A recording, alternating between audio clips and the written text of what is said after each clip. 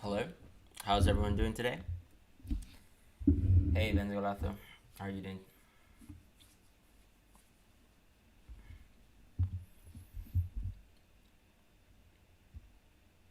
I'm doing good.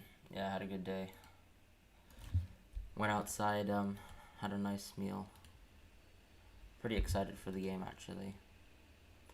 So let's have a look at the lineups. Today I'll just walk you through them, I think.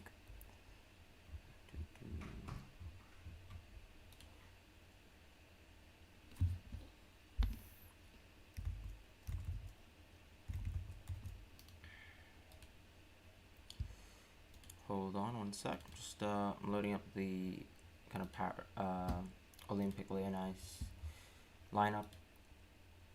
Interesting today that I mean, kind of as we predicted. I think it's the same teams, and it makes sense because both teams have managers that like to stick to their kind of philosophy. So pretty excited that we'll see what we expected in terms of previewing the lineups.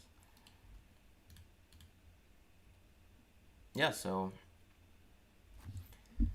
I mean, the interesting thing with Lyon, of course, is they have a younger midfield than Barcelona, right? And a lot of people were giving criticisms to the fact that Barcelona have a very kind of young midfield, and of course, people said that that was a massive problem. And today it's a chance for Lyon's young midfield to kind of prove that they're good enough in a sense, and we'll have a look at that basically. So for me, that's quite interesting. Um, Leon's Twitter. I saw you on Leon's Instagram. You're banned on Twitter. Why is that?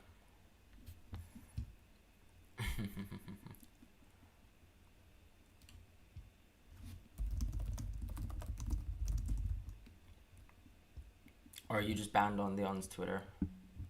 Okay. Was it just for like advertisement or something like that?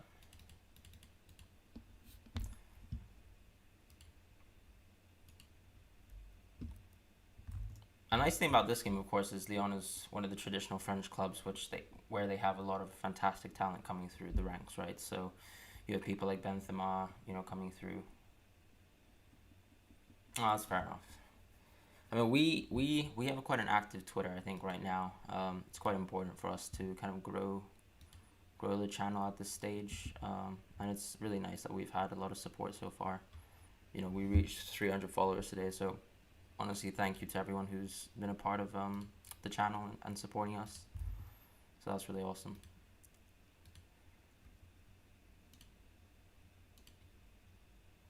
Ooh, I think my video is off. Sorry about that.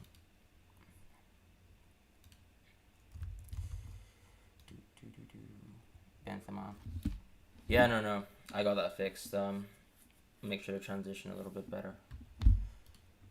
I'm just trying to kind of set up the scenes a little bit, just for everyone to have a look.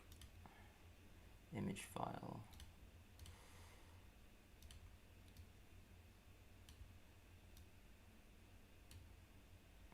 So this is Lyon's lineup over here. Kind of what we expected, to be honest. Nothing too crazy. Um, for me, I think they have a very solid back three, and it's interesting because in Europe nowadays you do see a back three being quite popular. So Chelsea, for example, and Arsenal have recently switched to a back three, but maybe temporarily, right? You can see, I think Arteta and Lampard both want to move to a 4-3-3 long term.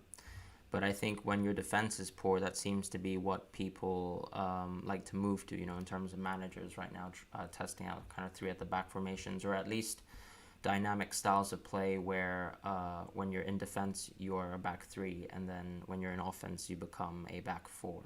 And obviously, when you're defending as a back three, sometimes you are basically a back five, and that's quite interesting. Cornet, of course, is pretty much a left winger for them, whereas Dubois is more of a right wing back, traditional, more defensive right back. Prediction for the game: I think Bayern will win 4-1, something like that. I think it's very hard for this Lyon team to actually defend versus the wing backs from Bayern, and I think by contrast, I think Bayern defend very well Even though they let in lots of chances. Yeah, I know. I remember you mentioned 7-4. Very interesting score. I think that would be one of the highest scoring games in Champions League history, of course. Um, so that's interesting. I think if we go through a little bit of analysis, just beforehand, I mean, I think if you've watched our kind of preview video, you would have had a little bit of a grasp of what I'm going to discuss. But I mean, just like look at the Bayern Highline, for example, here. So it's fantastic. I mean, the way they operate, all the players in Barcelona's kind of left side of the field are completely shut out. And basically, the way Lyon play is they have kind of a central two as well. So very much similar to, Messi and Suarez up top, but they do actually effectively press. But you can still see them, I think, suffering from the Bayern high line where players are kind of pushed offside, and then Bayern suddenly create this kind of numbers advantage, and that's where they're going to able to overwhelm the three at the back, because someone like Davies, for example, in the next image that I'll show you, will be able to kind of out pressure the team. So here's a good instance where, for example, when Bayern control one side of the play and they try to overload you, you can see Davies is looking for the overlap. And by contrast, Kimmich plays slightly more defensively. So you'll see, for example, in the final goal for Kimmich, or the seventh goal, I think, for Kimmich, he's running in quite late into the play. And Davies is given license to dribble through players, whereas that's not really Kimmich's game, even though he can dribble past players. He's much better at ball retention and keeping the ball and looking for a key pass. And that's, for example, how he assisted Muller, through a cross, whereas Davies is more someone who attacks his defenders and takes one-on-one duels. And I think that works, of course, perfectly for him, because that's his style of play. But here's a good example of his relationship with Kimmich where... Oops, gosh, that was my mistake there. I think I changed the template there.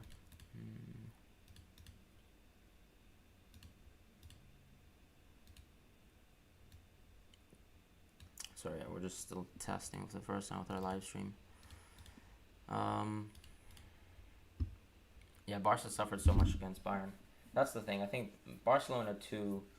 Traditionally they have a philosophy of attacking possession football, right? And you expected them to be able to at least keep the ball against Bayern. But what Bayern do is, ask a lot of questions. And I think Sergio Roberto, the Barcelona midfield has of late, regressed. I think Busquets, of course, is still slightly worse than he was in his prime. You have players like Sergio Roberto and Vidal, who are probably on the later years of their kind of career, and they're not so physically astute, and they really struggle versus the way Bayern presses. Meanwhile, for example, Thiago, even though he's a very technical player, still can play in very physically intense games, and his ability to retain the ball versus top-class pressure is fantastic. And Vidal isn't able to do the same. Rakitic isn't able to do the same. So that's what Barca are missing out.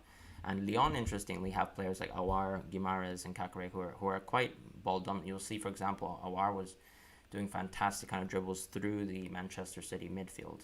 The only thing I would wonder is, we will do an analysis. I think yesterday's game was more dictated about individual plays, so the individual qualities of the Paris team and how well they're able to pressure defenders and even goalkeepers, for example, to create goals. So that wasn't too much tactical analysis that we wanted to look at. But I think if today's game is interesting, we'll do analysis for this, and we'll do the same for the finals, and we'll do a preview for the finals and a post-match analysis for the finals. So that should be quite an interesting video for us.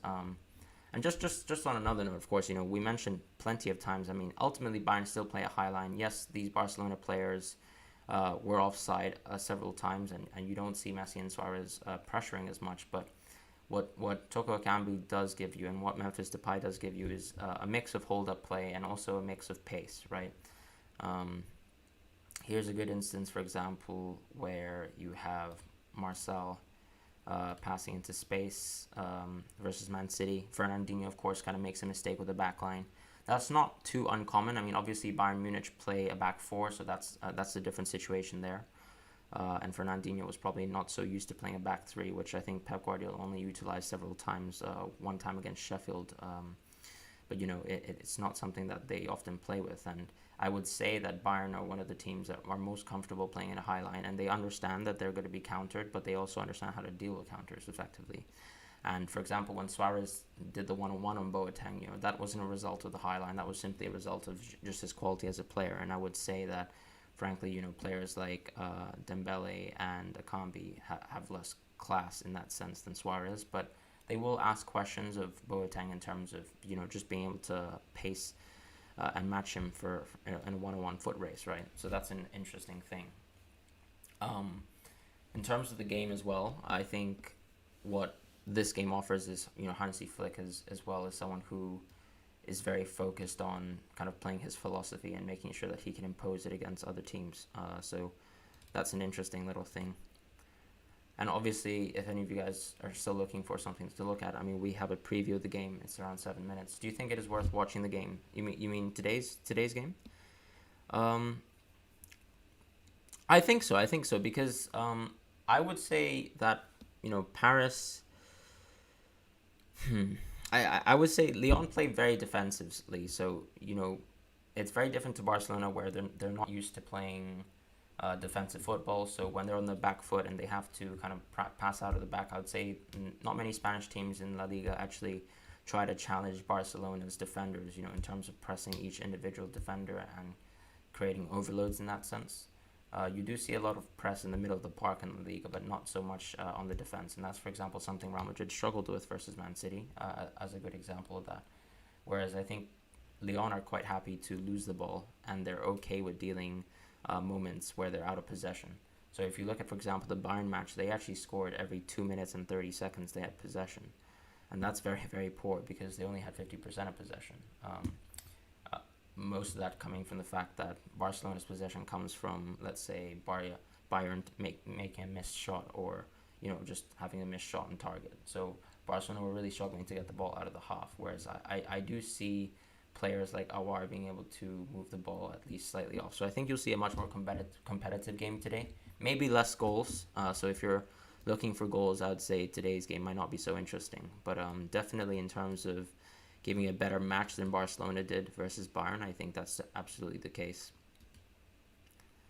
So if we just show, for example, I think, a lot of people do mention how effective Davies is, but being able to play, Thiago, Goretzka, and Kimmich is almost like having a midfield three at times. Those are all players who are very composed on the ball, able to create passes from nowhere. So you'll remember, for example, Goretzka's fantastic pass to Gnabry, for the third goal as a good example of that. I reckon it will be at least 2-0 Bayern in the first 30 minutes.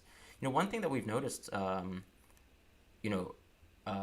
early on in this kind of post-lockdown period is that, for the first 10-15 minutes, you don't know what's going to happen. So look at, for example, Barcelona's chances versus Bayern Munich. Barcelona, in the first 15 minutes of the game, really asked a lot of questions of Bayern Munich. And I would say that Lyon have the players to ask those questions because Depay and Akambi are both very fast and able to make use of effective counterattacks.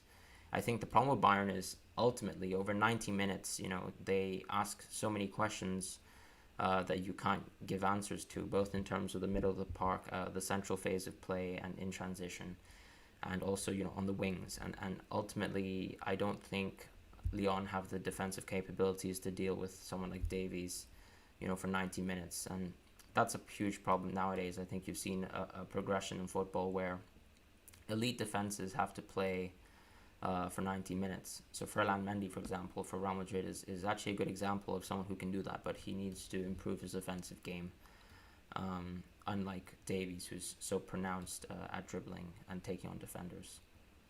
So this is Bayern's lineup as well, if anyone wants to see it just for reference. Same lineup as when they played versus Bayern Munich. I'm so impressed with Bayern this season. Absolutely. I think since Flick has come on, the kind of play that they've been orchestrating, that sort of physical, intense football is just wonderful. And also reinserting Muller into the lineup. Muller is a very smart player, and giving him a sort of a free roaming role on the pitch is exactly what he needs, right? He can effectuate plays in small little ways where he holds off players. It's not always about his fantastic touches. He makes kind of very harsh touches, but always correct touches. And his understanding of the game is unparamount, to be honest, and he has a lot of top flight experience as well. And what I'm interested in as well is, how well Neuer has done. You know, coming back from his injury several years ago, and a lot of people asking questions about whether he's able to compete and whether he should hold his national team spot. But what he has shown, if anything, is that he is a fantastic player still, and he still deserves his spot, for example, in the German national team. And the nice thing about goalkeepers, of course, is they can play much longer and their prime starts much later, whereas we've already seen almost a decade of Neuer's dominance as a goalkeeper after Casillas and Buffon. Another interesting thing, of course, is how well Gnabry has done. I think if you're an Arsenal fan, for example, you wouldn't have expected him to have done so well. So the fact that Bayern have kind of magically improved players who you wouldn't have expected to go beyond certain peaks has been fantastic for them. So Gnabry has improved the team greatly, and he this season, of course, had a fantastic goal scoring year. Do you think Koeman is a mistake for Barcelona's manager? I think anyone would be a mistake for Barcelona's manager. I think it's a job that you shouldn't take. It's really hard. And for example, you saw Victor Font yesterday, who is one of the candidates for the Barcelona presidential election. He mentioned that he would let go of Koeman even if he was doing a fantastic performance. So why, in my mind, you'd want to be a part of that club and that sort of managerial structure behind that board, or even any of the candidates vying for that kind of board, is beyond me, to be honest. And I understand Koeman must have an attachment to Barcelona. He is a Barcelona legend, and he is, of course, one of the well-regarded players of that sort of total football era of the Dutch national team. So a lot of respect should be given to him, but unfortunately, he's not done well enough in other stints. And I think Koeman will still struggle. So a lot of mention has been given to the fact that Barcelona needs to remove players, right? I understand. Yeah, Koeman is official. That's absolutely correct. But I still think he'll struggle. And the problem is, how are you going to get rid of massive contracts like Vidal, Busquets, and Suarez and Rakitic? For me, it doesn't seem possible. And then you also brought in Pjanic, and you'll have pressure to play Pjanic as an example. We have heard mentioned that Van de Beek is an option that Barcelona are looking at, but where does the money come from? You need to drop these players. They have high wages that I don't think any other club in the world could pay for, and they're not going to leave their contract before it's up. And for example, Piqué, who's one of the players who's kind of mentioned frequently, hasn't done fantastic. Hello, Kata. How are you doing? Pjanic is such an odd signing. Absolutely the case. I kind of understand, maybe from the dressing room point of view, I feel that Barcelona players have been a little bit dissatisfied with how Arthur has been, and he has shown obviously a propensity to not pay attention and not give his full respect to training, and I think Barcelona has moved away from that. The only last player I remember from Barcelona who was notorious for not training properly was Ronaldinho, and of course Ronaldinho was one of the best players of the world in his heyday, so very different to where Artur is, where he's a young player and still hasn't fully established himself.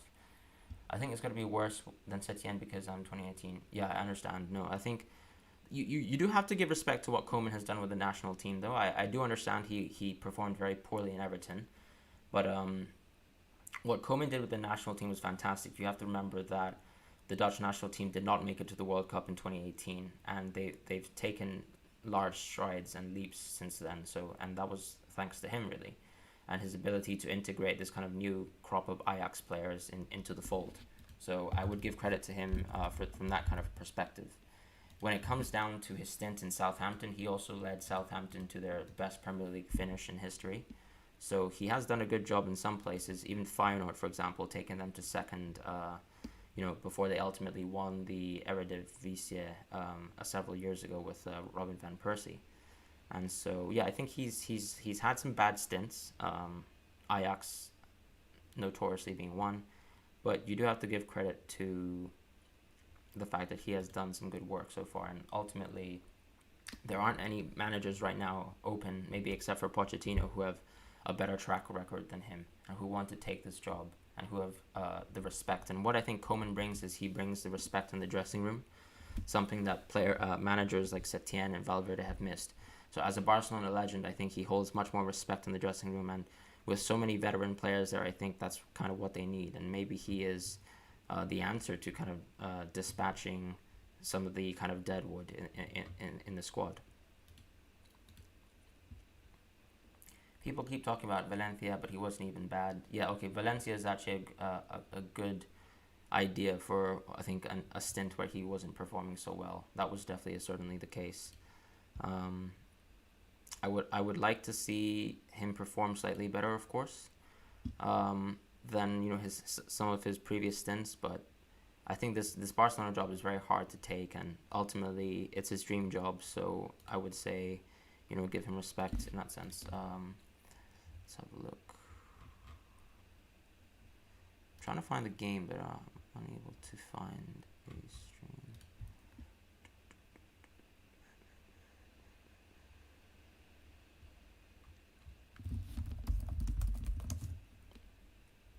Have you guys been able to find? I understand some of you guys are watching from TV, so.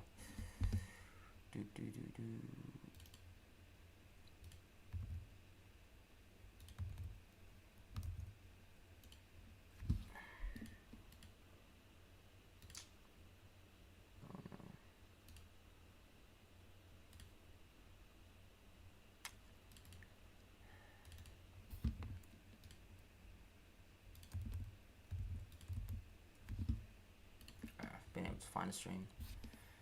Game is minute 120. Yeah, I don't understand. Been kind of struggling to find a stream over here, as right now I unfortunately don't have access to TV where I am right now.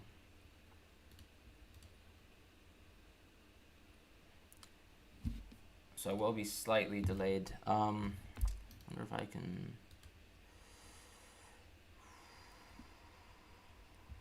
I am 1 minute behind though, so.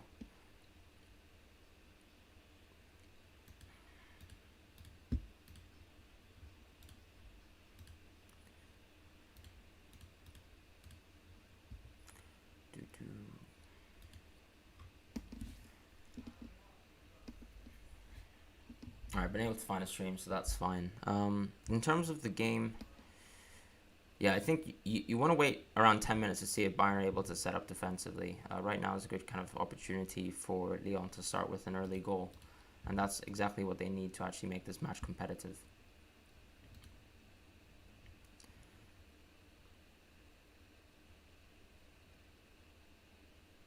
So you see, for example, Thiago drops deep. It's quite similar actually to the system of Red Bull Leipzig, where they have, asymmetricals, double pivots, and one player drops slightly deeper to actually facilitate, driving the ball out of the defense.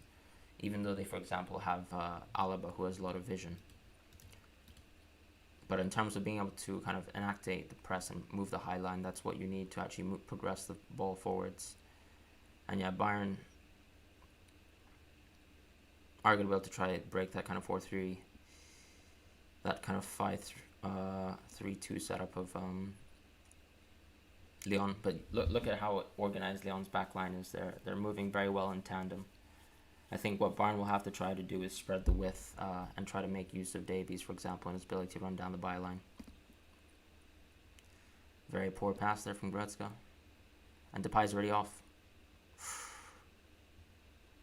Oh gosh, that is one of the worst misses. That's so poor.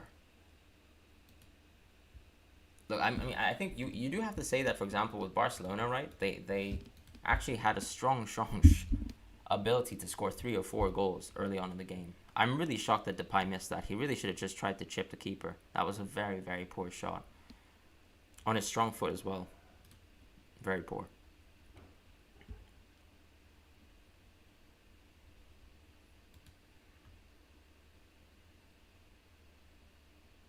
But once again, as I said, in the first 10 minutes of the game, it does seem like that Bayern backline isn't as composed as it is.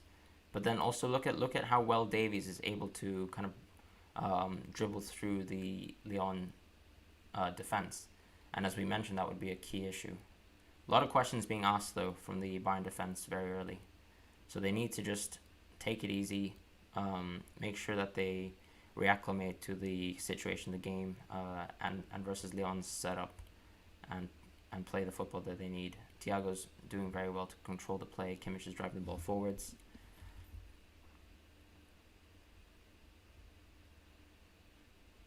That's very poor from Thiago. It's almost 4 minutes, and it's 0-0, and I'm 3 minutes. Barca was losing 1-0. Was Mulder's goal in 3 minutes? I thought it was around 6 minutes in, no? Let's have a look. Because I can't... Yeah, I think it was around... Oh, you're right. So it was around 4 minutes in when Mulder scored. It's a good shout.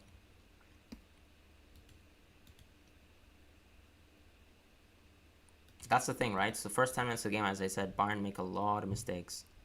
A lot of mistakes.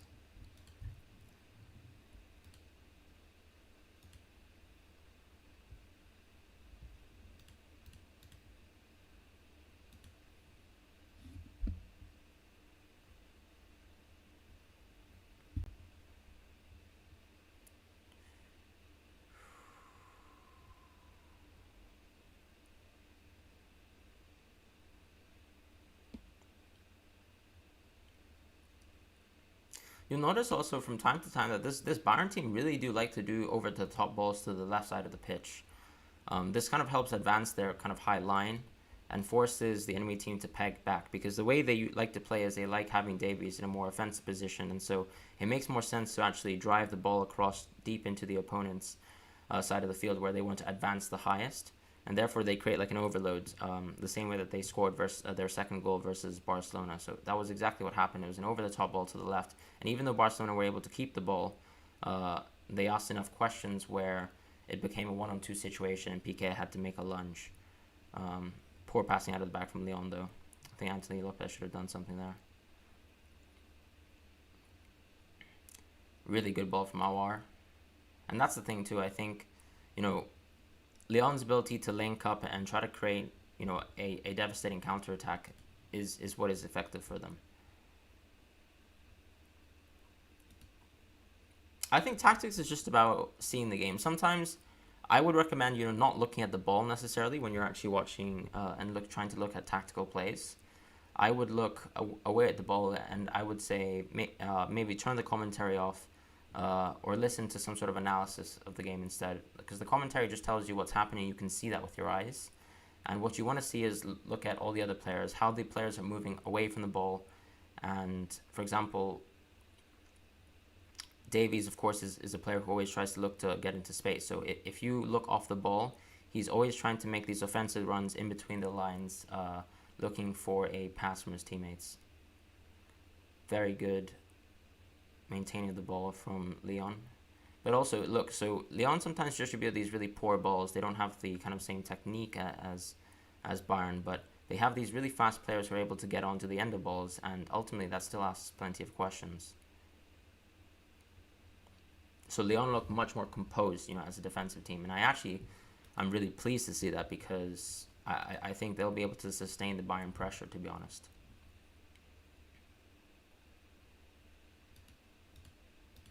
What they do lack, of course, is that sort of individual talent, right? And I would be interested in getting my coaching badges, to be honest, in Europe. So we'll see what happens in the future. Right now, I'm still, of course, working full-time, but you never know. Maybe I'm the next Sarri, right? I'm just kidding.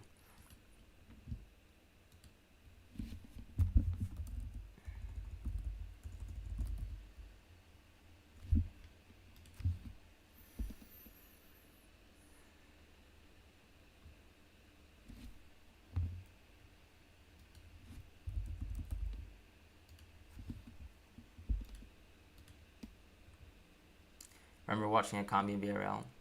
No, I think he's done very well, and I think that's kind of what this Lyon team needs, because they play so defensively from the back. They need someone who's actually able to pressure defenders, ask them lots of questions, and just kind of run in behind, in a sense, and be slightly intelligent, with the way he plays.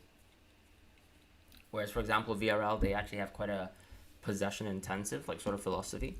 And that's not really an opportunity for a player like Akambi to be best utilized. For example, Jared Moreno plays very well under their system, but he's more of a traditional winger, right? Someone who's actually comfortable with having the ball to his feet at most times, whereas Akambi is very good at having one or two touches. Interesting from Neuer. Very good pass from Kimmich. And that's what I mentioned as well. Sometimes in transition, what Kimmich offers for the team is a fantastic dead ball. It's a poor pass from Bayern.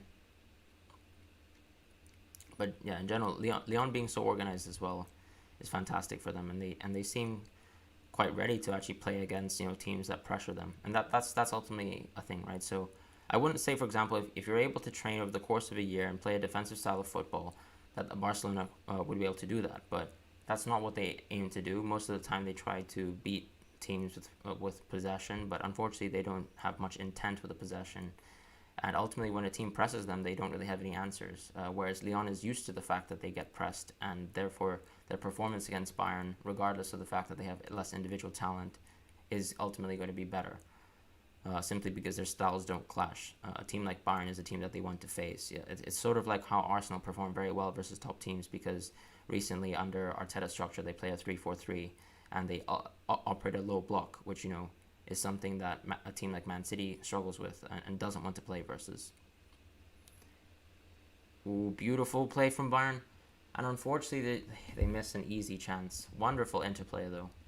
The 1-2s are fantastic from Bayern, and something actually that I see quite well from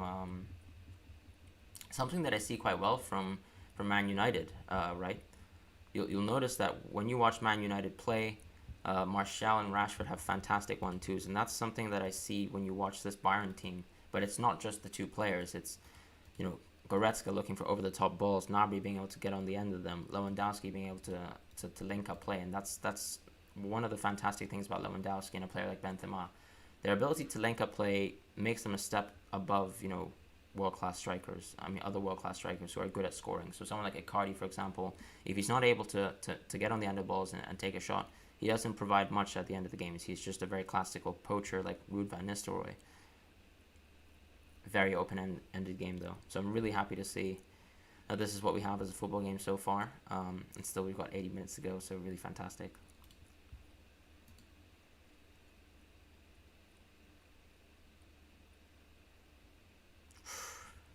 Ever so close there from Lyon.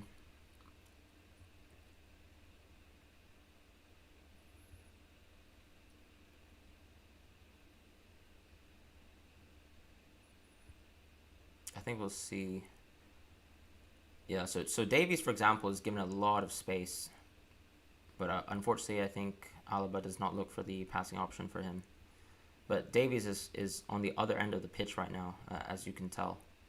And if Bayern tried to look for a pass for him there, I think he'll be able to kind of devastate Dubois, who's not the fastest player.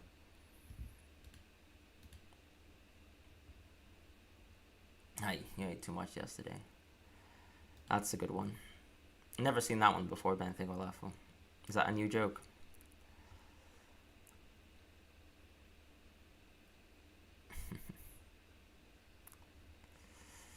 Kimmich playing wonderfully. Needs to look for that ball. Look for Perisic. That was very bad from Davies there. He should have passed to Perisic immediately. Perisic was moving into space. I wouldn't say the Bayern defense is necessarily bad, but it's just the way they play so offensively that you're always going to be able to kind of counter them.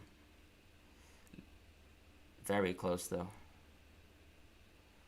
But ultimately, that's what happens, right? When you stick to a philosophy, you understand what you have to deal with. And I think this Bayern team are kind of used to the fact that they get counterattacked. If you watch, for example, Bayer Leverkusen versus Bayern Munich, they do very well because Leon Bailey, who plays on the left-hand side of Bayer Leverkusen, is a very, very fast player and even technical at times too. So he poses a lot of questions for that team. So does Moussa Diaby on the other flank.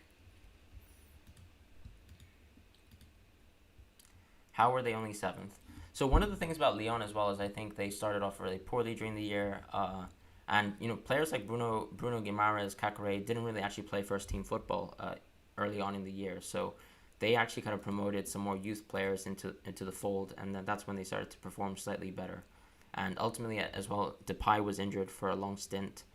And they just weren't, I think, performing up to expectations. So they slowly kind of crept up and built, and that's why you also saw them in the kind of French Cup final as well, because they had good performances closer to the end of the season. But with coronavirus coming in, the season pausing, you could see, for example, I mean, think about it. So a team like Atleti were horrific in La Liga before coronavirus.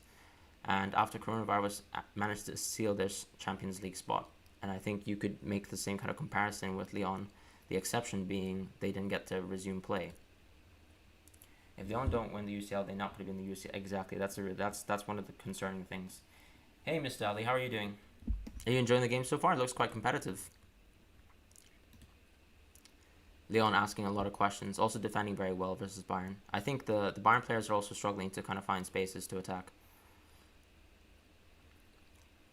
Very kind of compact, defensive, rigid work from Lyon, and you have to give credit to that because training to perform defensively versus a top class team is very hard. So you look at Burnley, for example, in the Premier League, they're able to hold out clean sheets versus most teams, but when they play, for example, a team like City, the result is 5-0. So the fact that Lyon are able to hold results versus Manchester City versus Juventus, it has been fantastic for them.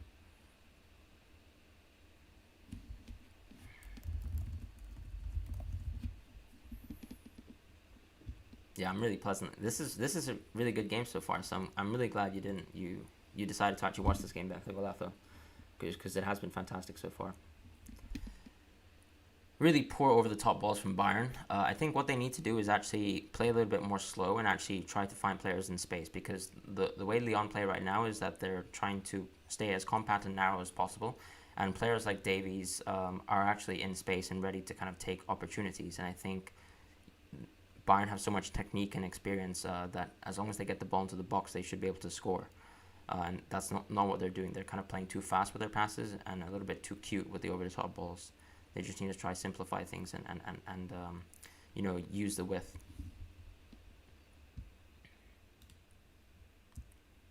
Bayern is so lucky right now.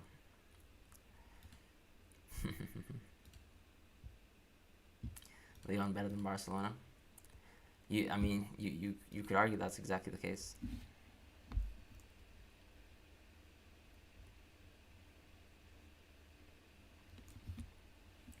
But I mean, going back to it, it's just I think a little bit of cockiness, right, from the players of the opposing team, because oh gosh,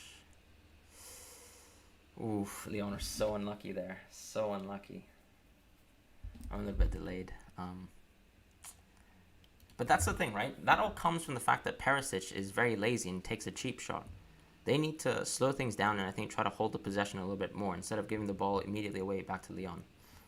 Right now, Lyon is playing fantastically. And you wonder, of course, if Lyon make it through. I mean, they could probably do very well versus Paris because they actually played fantastically in the cup final. They only lost on penalties, might I just add.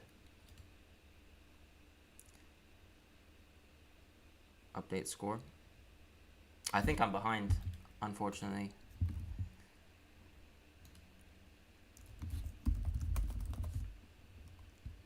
Wow. I'm very behind, but I'll update the score now.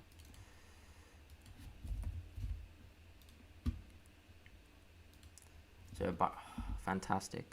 But that's exactly what I said about Gnabry earlier on in the game, right? He's transformed tremendously from when he was at Arsenal. He's transformed himself into a fantastic player who's able to do everything as a winger in terms of cutting inside and being like Robin, but also being able to just use his pace and run in between the lines. So, for example, you saw his kind of magnum opus game versus Spurs, where he played fantastically, and that was a wonderful goal. Beautiful stuff.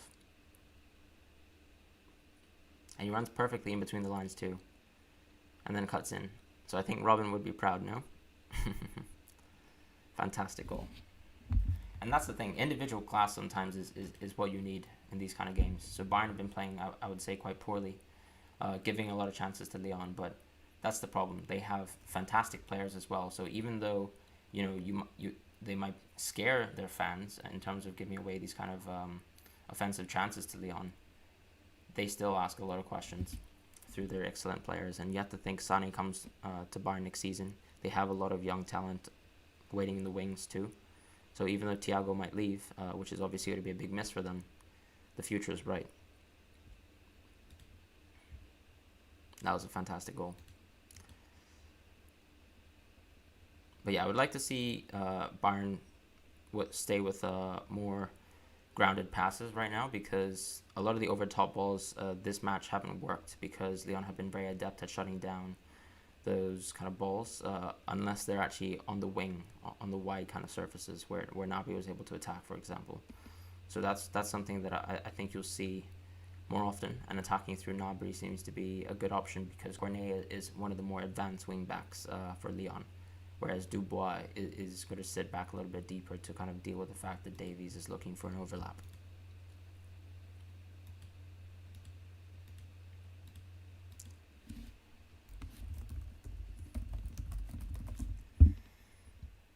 What a wonderful goal. That was really fantastic. Really close there. I think Bayern are starting to feel slightly more into the game. But still, though, look at the kind of pace that Lyon possess. They'll still be asking questions, unless the game kind of slips too far away from them. So, I mean, Ahmed predicted Bayern 2-0 in 2 minutes in 20 minutes. I mean, that obviously hasn't happened, but we could see something similar, and that could be a problem.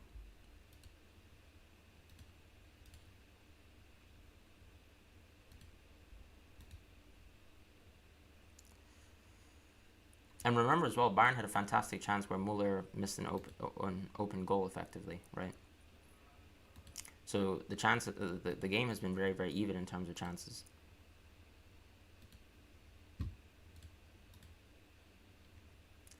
Lyon should have scored at least one of those chances now that Bayern scored. They got control of the game. That's the unfortunate thing, right? I mean, Bayern, who do you think Alaba will move to? I actually think Alaba will stay in Bayern Munich. I think he actually has a really good relationship with the club. It might be one of those situations where he just wants to have a better contract. You'll see, for example, players from Real Madrid sometimes saying that they, are unsure about a move, and then suddenly they just sign a large contract. Sergio Ramos being one of those types of players where, there was a rumored move to Manchester United several times, but ultimately it was for nothing, and he re-signed his contract. So I think Alaba will stay, and it really depends on whether Bayern Munich is able to kind of meet his wage demands. I think by contrast, Thiago seems like he's quite set on leaving. So Thiago will be someone who is going to move, and it really depends on whether Liverpool is able to kind of pay his, kind of the bargaining price that Bayern Munich have set of 30 million euros, right? Muller has been sloppy. Well, yeah, that's the thing. I mean, Muller's missed several chances today, but I mean, you have to give him credit. I mean, he was fantastic versus Barcelona. You can't perform amazingly every game.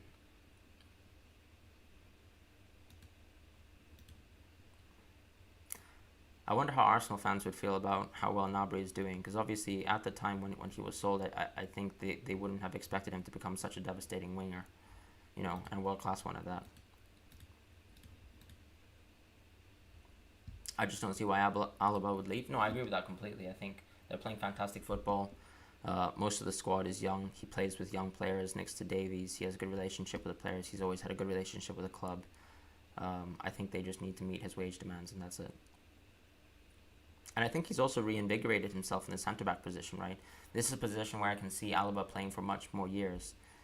By contrast, fullbacks seem to kind of hit a prime much earlier, whereas now he's settled into the centre-back position.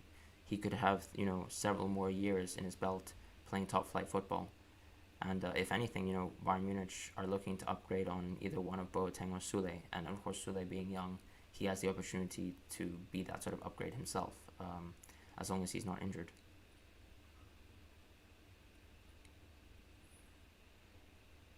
The press from Bayern have been a lot more organized as well. They're effectively able to close down these passing channels from Lyon.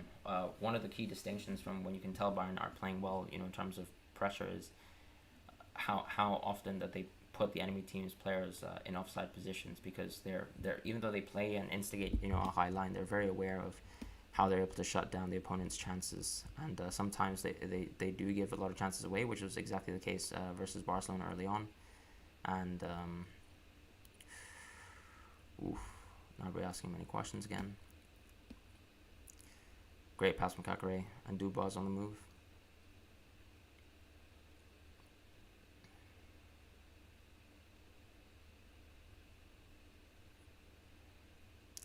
Look at how fantastic Aouar is able to kind of dribble.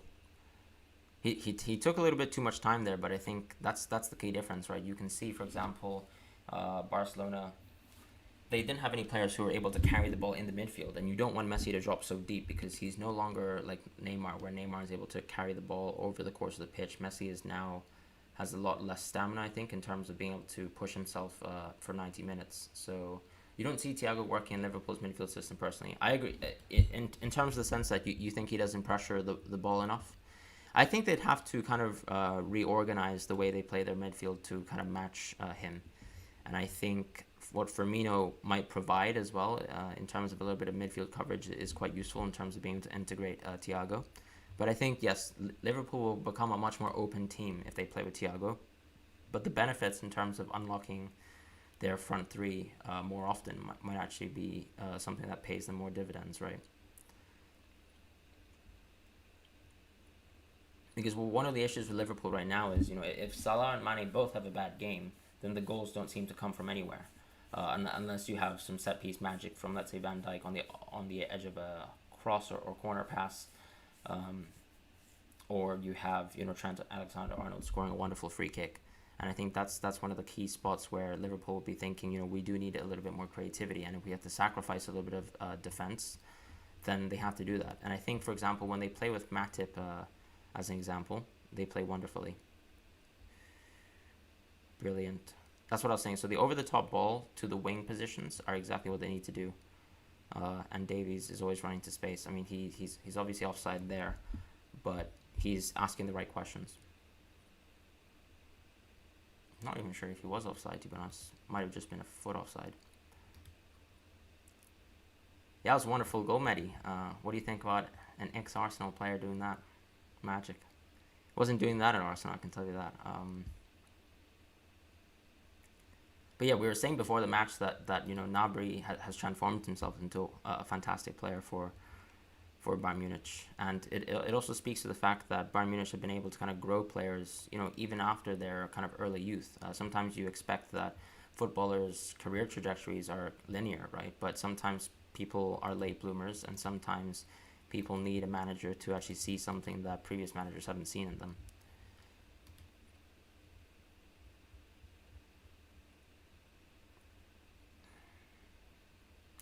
What I do love about Gnabry is his James Harden celebration. It's fantastic.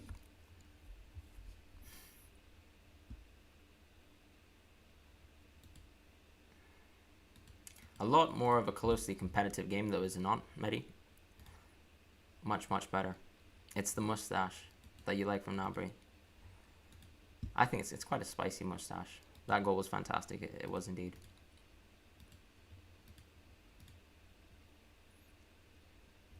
I think Kimmich is also quite an underrated player. Look at how well he's able to retain the ball.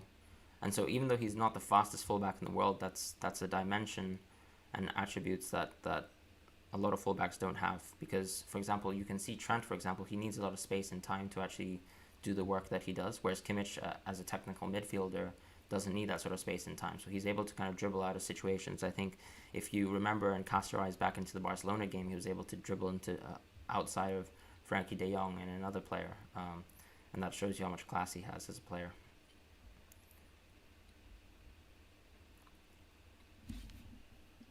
So Bayern seem to have, as I mentioned, they play a lot. They're playing a lot more slower now, and looking less for these kind of passes that shift the play too fast. They're looking for Davies, who's sticking wide and actually waiting for an open pass, and this way they're able to control the game a little bit better versus Lyon, because Lyon are the best, on the counter, and if you, as Bayern, for example, are playing too fast in tempo, that's exactly the kind of speed that Lyon want to play in and counter versus. And, just a natural kind of feature that we've seen, Bayern were very poor in the first 10-15 minutes of the game versus Barcelona, but after that shored up very quickly and eased themselves into the game. And that's just a natural thing with football too when you're playing versus new teams. The Champions League, what it does give you in terms of dimensions is that, you're very often playing the opposing team for the first time, right? And you're never exactly sure. I mean, you can watch them over and over again, but sometimes playing is different to just seeing, and you have to kind of adapt to that situation and that sort of circumstance. Fantastic over the top ball from Kimmich.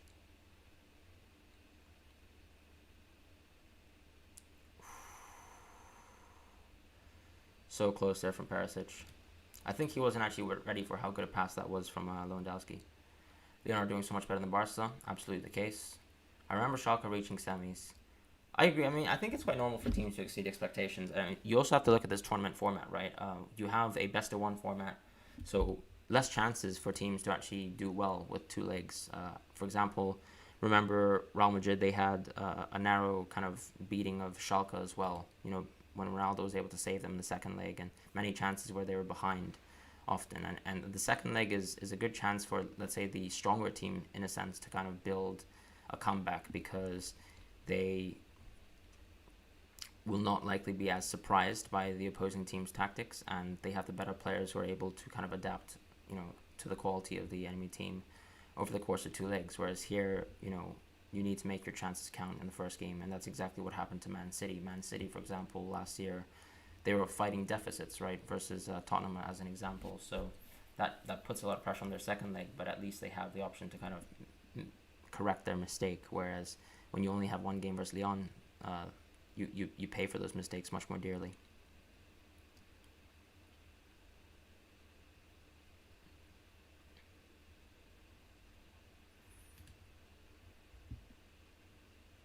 Do I like the best one format?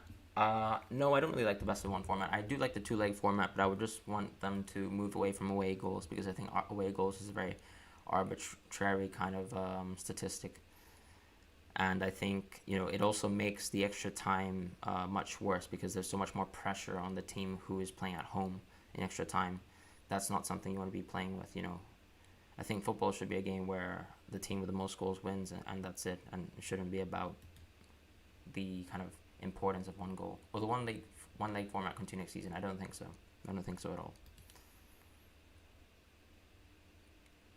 That was such a wonderful two-footed goal from Gnabry as well. I mean, if you cast your eyes back to, for example, those classic Robin goals, he is constantly cutting with his left foot, right?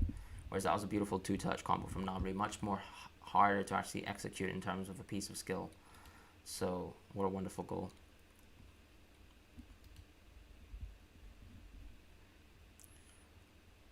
Apologies about the match timer, guys. I am, I think, roughly 1 minute and 30 seconds behind in terms of what the actual game is on my stream. Fantastic from Lewandowski, but,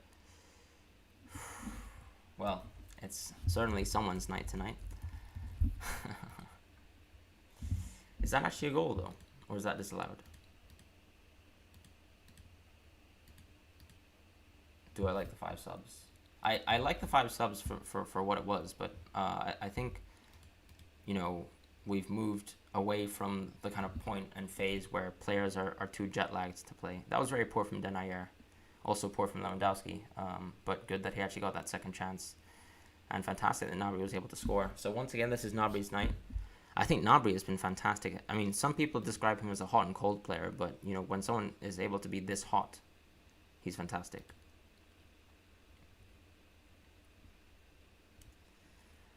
Gnabry, do you think Gnabry will be cooking up a hat trick, guys? Will we see the kind of formation? Will we see the celebration one more time tonight?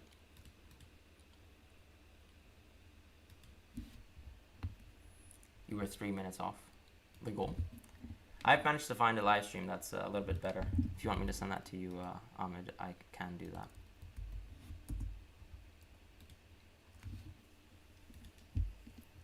Gnabry was once upon a time no, that's exactly what we mentioned, right? Gnabry he didn't seem like a player at Arsenal, you know, when he was playing there, someone who could be a world-class winger, and look at where he is now.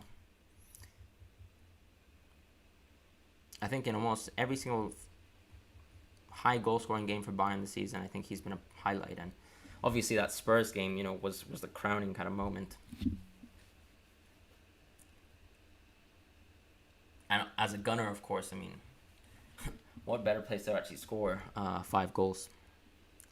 No, I mean, I predicted 2-0 in the first 30. I don't remember you saying first 30. I thought you definitely said first 20. But, you know, I guess you are right, Ahmed. Very, very good shout there. We predicted 4-1 full time, right? What do you think your full-time predictions are then, Ahmed, since you're Nostradamus tonight, it seems?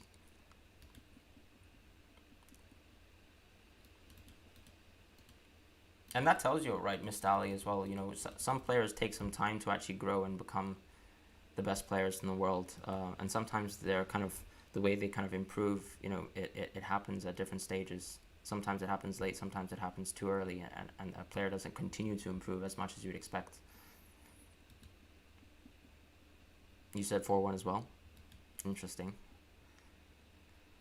It's a bit of a shame because I think Lyon's chances to actually score were much early on in the game and they didn't. And now it's kind of becoming a little bit similar to the kind of Barcelona situation where Bayern are much more composed with their passing. Their passes are a lot more clinical, a lot more precise. They understand what they need to do to kind of break these kind of defensive lines of Lyon.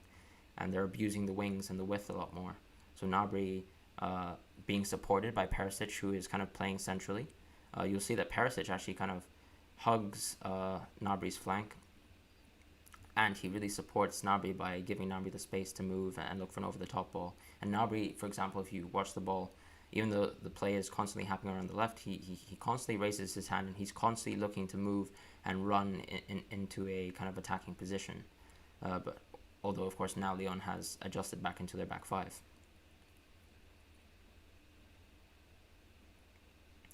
And so when Lyon plays with the back five, I think as Bayern, you have to slow down the tempo a lot more and just play a kind of possession game.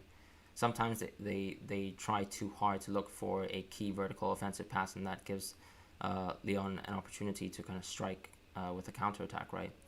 Because they're a lot more organized and they're able to set up in that sense. Whereas if you're going to put 5 men at the back, I think what Bayern have to say is, you know, we'll wait for you to come out before we actually attack. And that's what they need to do in those kind of situations where there's no sort of phase in transition. Fantastic recovery from Muller. Davies, look how fantastic he is running off the ball. I don't think he'll look for a cut back there. Really good defending from Denayer. Gosh, his work rate is fantastic. I mean, actually being able to recover for that ball after you make such a gut-punching run there, fantastic. Ooh, score thing, yeah, you're absolutely right. Sorry about that, but I don't think about that. Could have updated my score to 3-0 there, but alas, that was not the case. Sorry about that. Just still not really used to streaming, but really good shout there. Thank you for that. At Arsenal, when he played, he was very direct, but there's nothing special about him. You know what I mean? He never looked like a player. That's the thing, right? I mean, sometimes it's weird to see that Gnabry, for example, has developed a very devastating shooting game, and he's been very precise. And very double-footed as well, being able to actually play on both sides of the wings fantastically. Of course, I mean, yeah, played fantastically versus Spurs, and he was very happy about that too. And you can tell he's still a gunner through and through. I was watching that kind of Bellerin podcast where he was with Gnabry, and clearly he's a big-time Arsenal fan. He does. I think he is like the kind of modern representation of a traditional winger, right? Someone who has fantastic work rate, is able to cut inside at all times, always looks for runs in behind. You know, it's not like he has like fantastic target play or something, but he's always looking to run off the end of the balls and always looking to run into space.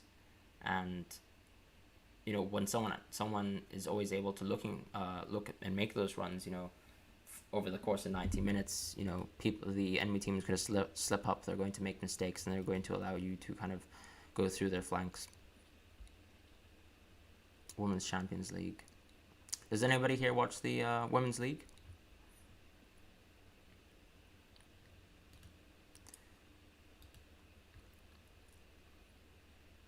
One of the key issues as well, you know, that's what I'm saying. So look at how much slower Bayern are playing. You know, to match that back five, you just have to simply say, you know, we're not going to play the offensive football that we play until you actually press us. And now Lyon is forced to kind of move forwards and press.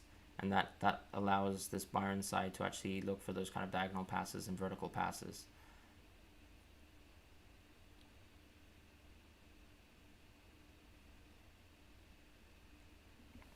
And one thing the Lyon midfield isn't fantastic is they're not wonderful pressers, right? They're very good at ball retention and very good at maybe kind of springing in a counterattack, laying in these 1-2 passes that allow them to kind of look for that kind of final third ball for someone like Depay or Toko Ekambi. But in a situation where they don't have the ball and they're waiting for an enemy team to build against them, they kind of just wait and sit there. And, you know, Bayern should just simply say, hey, we have a 2-0 lead. We're happy for you to kind of sit there if you're not going to ask us the right questions. And that kind of space and time doesn't allow Lyon to find an effective counterattack, because there's no longer a Bayern high line in that situation. A little bit of mistakes there from Bayern. Good recovery, though.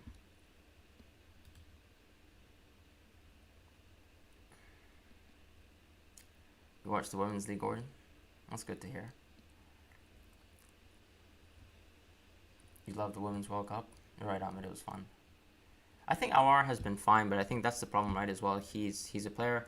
I think he would actually honestly be much better for a possession-based team, because he should be able to create a lot more. And unfortunately, Lyon's a bit limited in sort of resources in terms of the way they play with a compact style.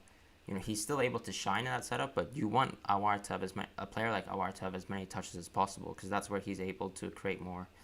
And I would actually like to see, Awar actually move to a big team this summer and see what he can do with a kind of aggressive possession philosophy.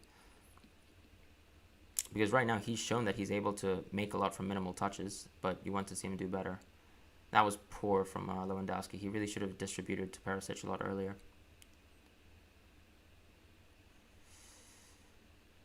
I think Lewandowski has been a little bit out of shape lately. When it comes down to it, people were saying, of course, he's the best player in the world, and which he is. You have to look at the form this year. He's been fantastic, but he's been a little bit slow for my liking, I think, in the last 2 games. He was fantastic versus Chelsea, but I think he could have had many chances to score versus Barcelona, for example. He could have even scored the second goal tonight.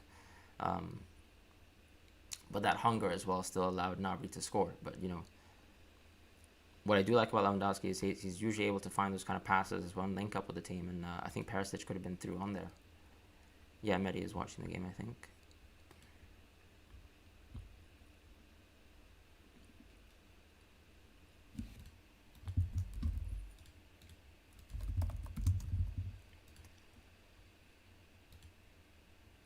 What do you guys think about this half so far? Do you think Lyon have a chance?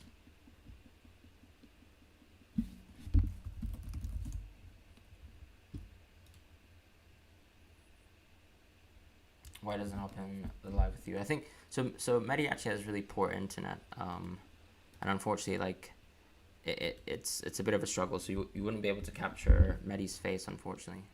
Yeah, I don't think Lyon have had a chance to win. I think if they did have a chance to win, they needed to score those 2 goals early, right?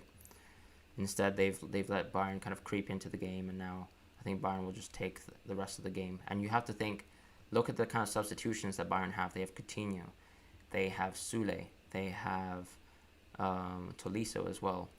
These are all substitutes that Lyon don't have in their team, because they have much left depth, and that's one thing that happens to these smaller teams in leagues. For example, the Ligue 1 is considered, they're not a farmers league, of course. That is, very very overblown, but they do have to give away a lot of their top talent every year, to the Premier League, to La Liga, and to other leagues in general. And so therefore your depth is going to be much worse than these kind of top tier sides like Bayern Munich, where, for example, Tolisso, who would be a starting player perhaps for Lyon, is on the bench for Bayern. I don't think Lyon's got a chance to win exactly. Then again, we'll be fixing that next week. Yeah, so I think Mehdi's internet will be back next week, so you should be able to see a much more streamlined format where we have a much more conversational kind of format, and we'll include you guys in the chat as well, of course, as much as possible.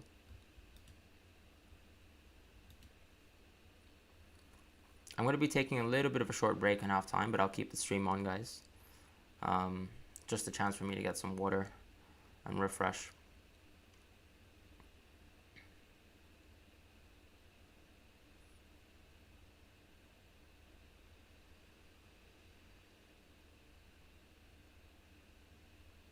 I think Depay has had a poor game, frankly.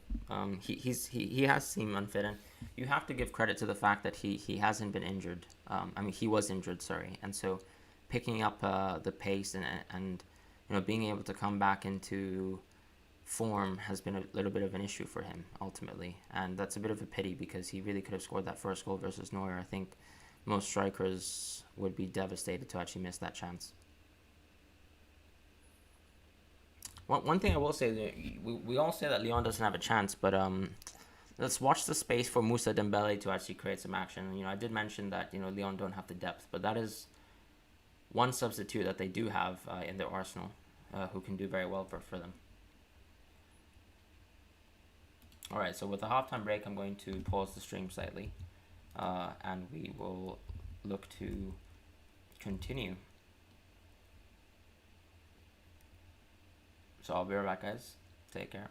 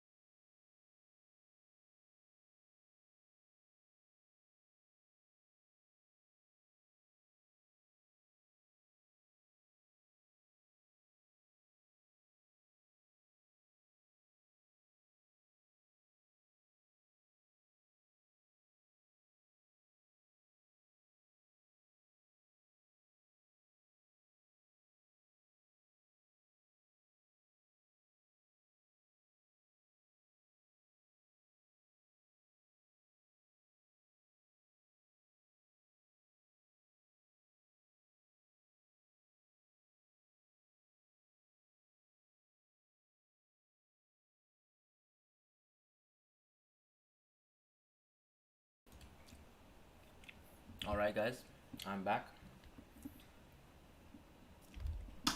How's everyone doing? Yeah, you guys make the mention of Monaco in the chat. I mean, frankly, their owner is actually quite rich. I think he just seems to be the type of owner who actually likes to make a profit in football. And I mean, you could very well make the mention that the issue as well with Ligue 1 is that there's just not enough commercial revenue. So there's no incentive as a businessman to spend much money to build a team. Paris, by contrast, have a specific goal to win the Champions League. And so that's why they've spent so much money. But in terms of the commercial revenue that they get in terms of matching, the Bundesliga, and then obviously the more top flight earning leagues such as La Liga and the Premier League, it's not even close. So that's one of the key issues. And you can see, for example, even some French clubs in Liga are in danger of falling into debt and bankruptcy as well. So that's a bit of a shock, but that's the kind of situation for some clubs in Liga and also in the Bundesliga. And so therefore I think not many owners are incentivized to spend as much as Paris has. But no, for certainly Bernardo, Mbappe, Silva, Fabinho, Martial, Mendy. I mean, yeah, the list goes on. I mean, these are all fantastic players who would be fantastic. Yeah, so where do you look for your non-copyrighted music, Bente Golazo?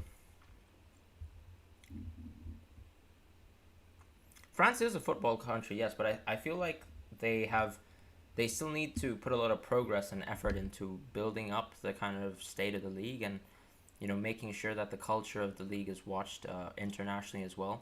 So that comes down to how well Ligue 1 is able to market their league, and this Champions League appearance is fantastic for them, right? This is a fantastic opportunity for them to kind of promote the quality of the league, and with the French talent, of course, we know French have the deepest kind of talent just in terms of young players, but also in terms of established players in the world. And I would still put them as my favorites, for example, to win the next World Cup or even the Euros, right? Don't have to, though, suggesting something. No, no, I think that's a fantastic idea. We'll definitely look into that, Benthegolato, so thank you for that suggestion. Yeah, I was just worried that, obviously, if I put my Spotify music on, that it would be copyrighted, right? So, don't really want that to happen right now.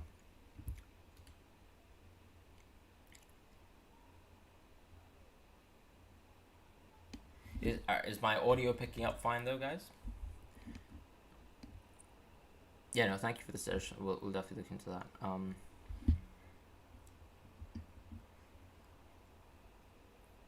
right, awesome.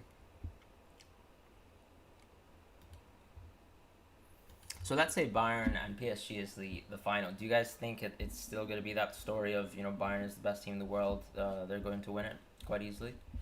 Or do you think what you've seen from that kind of first 10 minutes, that you think Lyon would take PSG would take their chances? I'm not from the US actually, so I'm right now living in London, but I'm from Hong Kong originally. So, and my dad is half Spanish, so I'm a Real Madrid fan. Because my dad's side of the family are based in Madrid.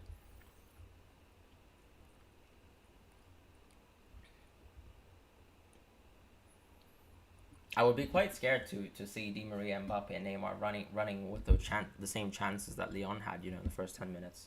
But then I still wonder if they're able to kind of hold that result versus Bayern.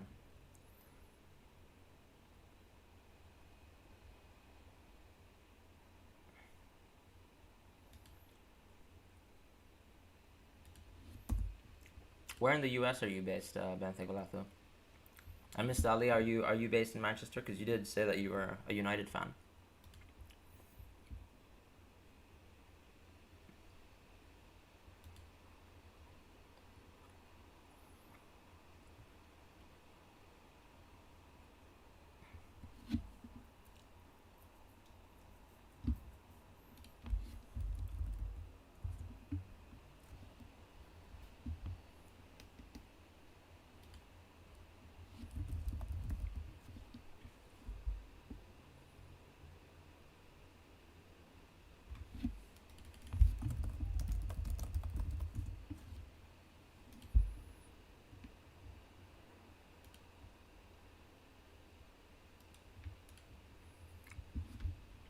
You just like United, but more than Madrid. Oh no, not you, Benthe Golato. I know you like United, but I think Mr. Ali is a United fan, so that's why I asked. Florida, Orlando. Are you do you watch basketball as well? You probably like United because of Cristiano. No, that makes sense, I think. When did you start sort of watching football then? All good.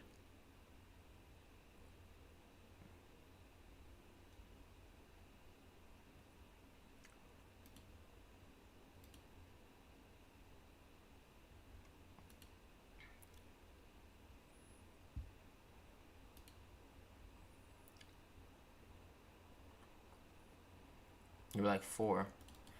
I'm guessing maybe some of your family watch football too?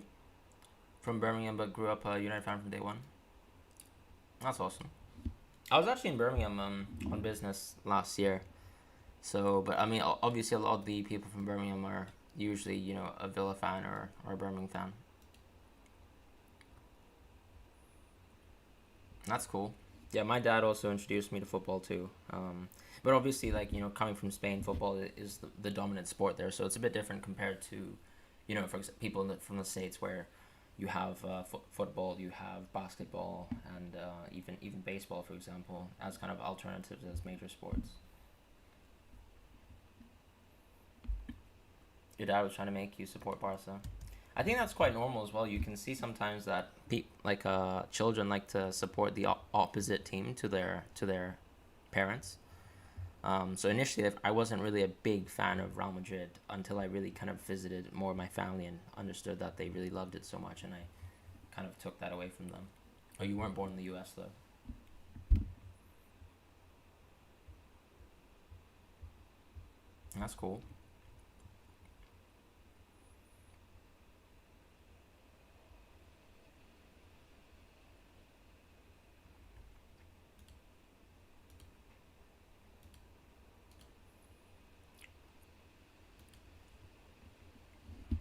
So what do you guys think about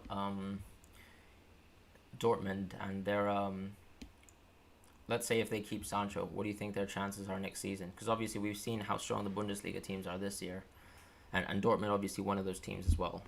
One of those teams that still slightly underperform compared to Bayern, but have shown to be fantastic. But they still, aren't able to make a count. Yeah, so they have Rainier, I think, on a 2-year loan. Have you watched Rainier play very much, Benfica? I agree. Dortmund are an almost team. That's the thing. I think they still need to get those kind of pieces that have more experience, right? And that's why they bought someone like Munir as an example, and they also got Emre Can last season. But it still seems like they don't have enough sort of kind of muster when it comes to those big games and making sure that they can knock out those teams. Because think about it, they were so close to knocking PSG out too. I'm happy for the Real Madrid Academy. Yeah, so, I mean, if you watched the Real Madrid Academy match, it was fantastic to see Real Madrid come back. They were a man down, a goal down, and still managed to beat Juventus. So that was really interesting. I think there are a couple players in that team that can do very well long term. But one of the fears, of course, is whether they're able to actually get those chances. Just because it's so competitive at Real Madrid, and it's so rare that you actually see people get first team chances. Hopefully the Sancho deal goes through. Absolutely, I think Sancho is a gem in football, right? Behind Mbappe, definitely the most prized under 21 player in the world, and he is worth 120 million to me. I mean, even with COVID-19 and whatnot, I think United just have to simply pay the money that Dortmund are looking for, and they have to make do with that. Because he is that important, he would be that integral to the team. And you'd be able to have him, effectively for 5 years while he continues to improve as a player. And I agree, 120 mil is a bargain. I think so too. Because I fear that, let's say if he doesn't leave this summer, you have many other teams who have a much more commercially stable picture next summer when that kind of market rolls around again, and they'll be able to compete for Sancho. And those clubs might be in a better position at that time to bargain for Sancho. Whereas now United is the only club able to actually afford Sancho, and they should absolutely pay up for him because they need him. And that's one thing they lack, depth. When they don't play that full starting 11, they really struggle, United. And I think they just need more pieces and more bodies as well who are able to actually compete at that top level.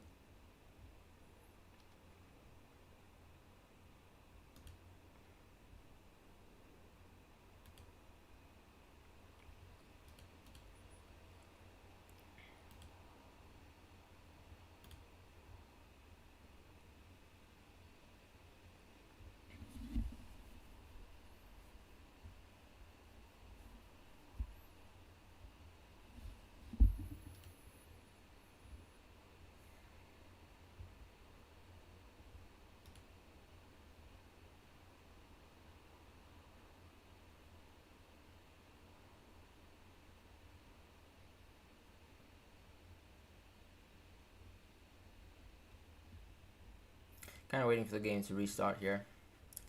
I think it'll be interesting to see what happens in the second half. I think you'll see Moussa Dembele being substituted on around 60 minutes. Probably because they'll need to kind of just go all out, really. They don't have... they've honestly come so far into the Champions League. They're going to get a lot of commercial revenue. Do you go to live games in the Prem? Unfortunately, I don't go into enough live games. I think they're quite expensive to go to. But living in London, I would love to actually maybe watch an Arsenal game or a Chelsea game from time to time. I have been to Madrid a few times to watch Real Madrid, but that's about it for me, really. I think the ticket prices in football are a little bit exorbitant, unfortunately. Yeah, it's a good question. Mehdi asks, what other player would you like to see at United, Mr. Ali?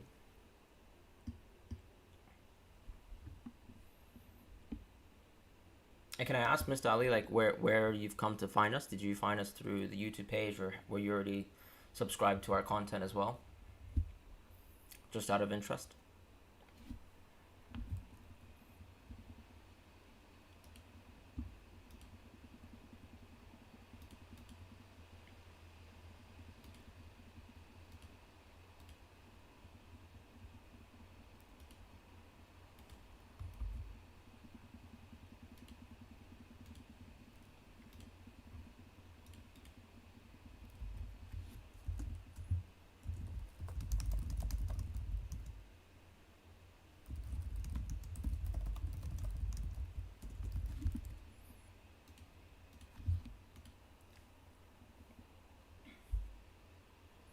Oh, that's awesome, man. Thank you.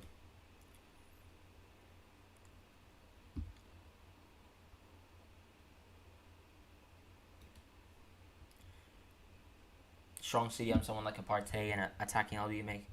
Look, you're making fantastic shouts there because obviously Shaw was a little bit sidelined. But interesting that Sule has been put on by Boateng. Do you think maybe Boateng might have been injured, guys?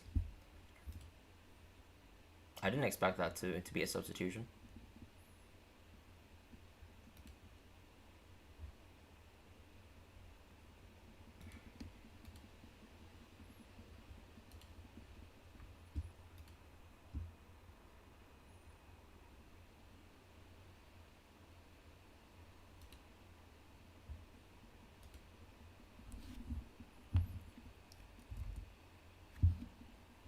Yeah, I think he was probably injured as well. I think Partey is a fantastic option. I think United also are a club that can actually muster up that kind of release fee clause. You've seen that Arsenal seem to shy away from being able to pay that sort of figure up front, and you don't want to see that, right? So you want United to actually buy those players because they do need some more kind of options in those midfield positions. And unfortunately, there is like a difference in level of class when, for example, Fernandes and Pogba don't play. Um,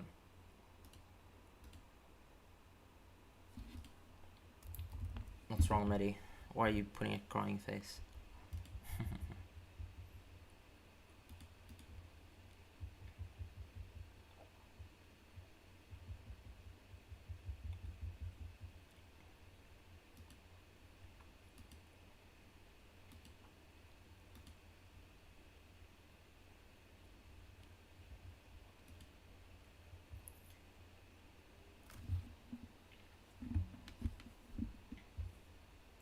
I love how well Thiago plays, from that sort of defensive position. Um, you really wonder how much of work he could really put in if he was put into that Barcelona team. And you have De Jong, Puig, and Thiago. I think that would be such a fantastic midfield three. But obviously Barcelona missed his boat and missed the boat, and I think Thiago has no reason or wish to go back because Barcelona, first of all, can't compete and probably can't really afford the wages that he's sort of looking for. Very poor misplaced pass though. Now that I've actually given some credit to him.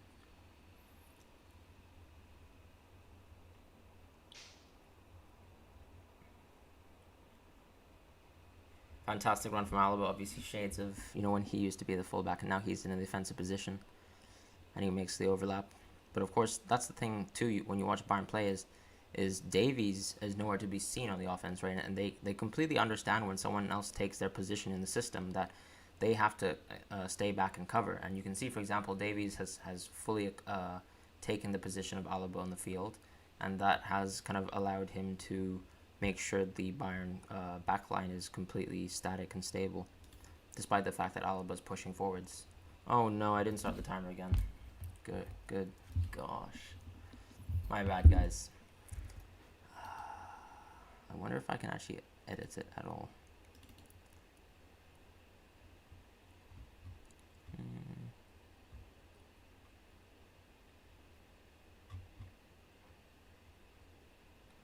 I'm so sorry. Trying to see the starting 11s yesterday. That's awesome. I'm glad you've chosen to stay, Miss Ellie.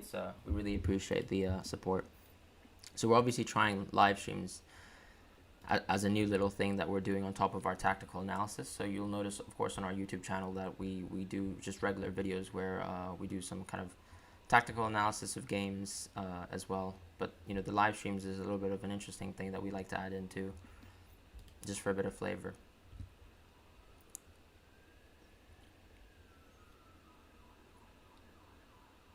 Apologies, guys. I was glued into the game there and completely missed the match timer. Wish there was a way to kind of fix it though, but unfortunately not right now. So what I've stated is obviously I'm actually around 49 minutes right now. So I am 3 minutes out of that timer. I think live streams are fun, absolutely, and you get a little bit more close interaction, personal interaction with Mehdi and I, for example. And that's what we want to do as well.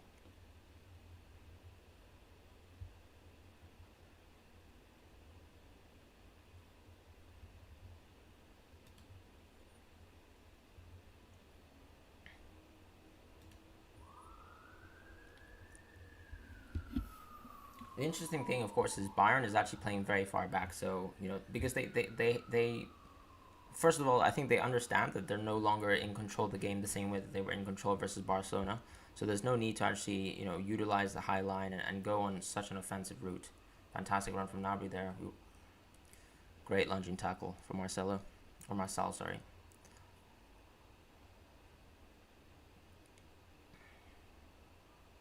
The runs from Nabri are just fantastic as well. He's so positionally aware of when to make those runs. Very exquisite.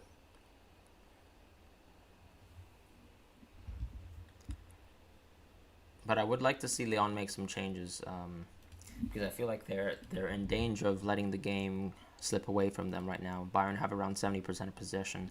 I know that they substituted Guimaraes for Thiago Mendes, but Thiago Mendes isn't exactly the most offensive player himself, right? So that was more probably a situation where I think Rudy Garcia identified that Guimaraes wasn't having a great game and put Thiago Mendes on. But in terms of the scoring options, it's Dembele. All right, I think Perisic really needs to step up. I think that was an awful miss. First of all, let's put it that way. My God, that was a horrific miss. I mean, I think the thing too with Bayern is a lot of the players, for example, have come off loan. For example, Perisic is on loan, and Coutinho will be a depth option. That was a horrible miss. He makes fantastic runs, but in the last two matches, I think he really could have scored at least 4 goals. Perisic himself. And having said that, he did score a goal versus Barcelona.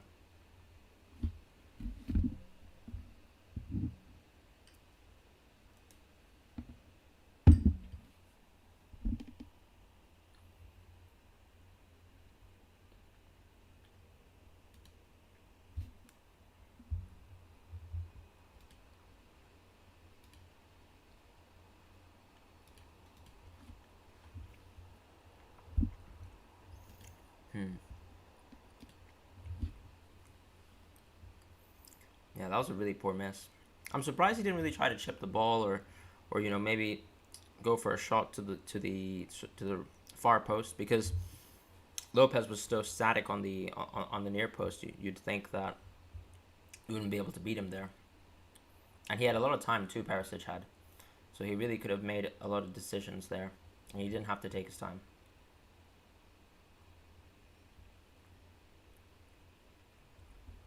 And it comes down to the fact that this is the only team because they have such a defensive and rigid setup at times. It's just so hard for their midfield to actually get enough touches on the ball to actually create something. Think about the amount of times it takes, for example, for City to get a goal, and sometimes they could build 7, 8 chances before they score their first goal, and once the floodgates open, then that's where they get to score. But Lyon don't have that opportunity because they're only having 1 or 2 touches, every minute, a few minutes, as opposed to City, being commanding the ball and in possession. So once again, I'd really love to see if Aouar was able to move to a slightly larger club with more offensive guns around him and a better structure. There is definitely a player limitation with Lyon here, and that's what we saw as well yesterday with Red Bull Leipzig. They have a fantastic attacking philosophy of football, but how can you apply that versus a team that is so much superior in terms of players? I think just individual personnel, right?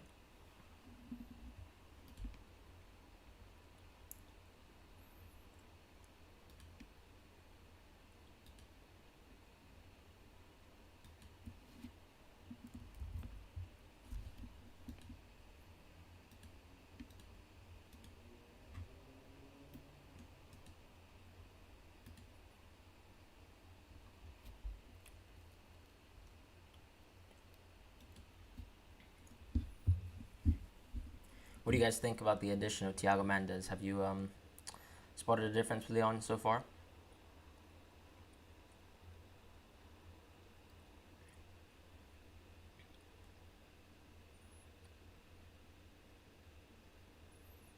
So he sort of sits, in the back of that sort of triangle between Kakare and Aouar. But one of the issues I think so far is Kakare hasn't been able to link up, effectively with the strike force. And hopefully you'd think that maybe putting Thiago Mendes in allows you to recover a few balls versus Bayern and actually press them off the ball. Because no one, for example, is trying to press Thiago off the balls. when he drifts deep, and that means that other players are allowed to kind of take control of the game. They're allowed to play a very slow style where they get to keep control of the game versus Lyon. Exactly, and so you can see what I mentioned. Thiago Mendes immediately gets the recovery, and he's able to start off an attack for Lyon. Very good chance from Lyon. Their best chance so far in the half, and that's exactly what I mentioned. Do I think it would have been a different story if Ramos played versus Manchester City? Absolutely the case. I think if you look at that backline, and also even Casemiro, so Eder Militao isn't good at being a ball-playing defender. Neither is Varane. And Eder Militao has something that Ramos uniquely has. Ramos is able to turn his body very well. He's one of the most agile defenders in world football. He's very physically fit, and he's able to turn his body. And what turning his body is allowed to do, because Eder Militao is a right-footed player, he always has his body arced away from the left back as a right-footed player. So he's always looking for a back pass to Courtois and Varane, whereas Ramos is able to switch his body and actually look for a pass to Mendy. And that's the problem. City basically effectively limited the press to 3 players. It was between Courtois, Eder Militao, and Varane, right? Because Eder Militao will never pass to Mendy in that situation. And so a lot of those kind of like pressing mistakes and issues were created through the fact that Eder Militao is right-footed and no one else in that sort of backline is able to distribute effectively. Courtois is composed. I don't think he makes too many errors leading to goal, but he's not fantastic at distributing by himself, right? And the same with Varane. He doesn't have a crossfield ball in his locker like Ramos, at least when he's under pressure. Varane can do crossfield balls, but not under pressure. And Casemiro, too, isn't someone who is able to carry the ball out of a defensive mid position. So that's a player that Real Madrid would like to look at. So, for example, Camavinga, who has one of the highest tackles, successful tackles in Europe, would be fantastic, in replacement of Casemiro, because he might be able to add the ability to actually move the ball and carry the ball away from trouble for a Real Madrid side. If we were to, let's say, re-theorize a game versus City.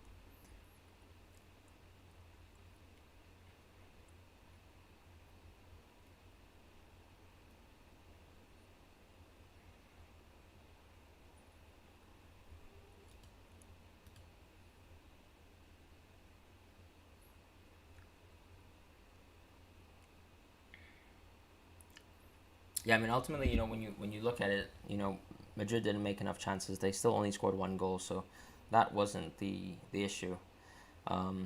They still lack goals, I think, as a team in general.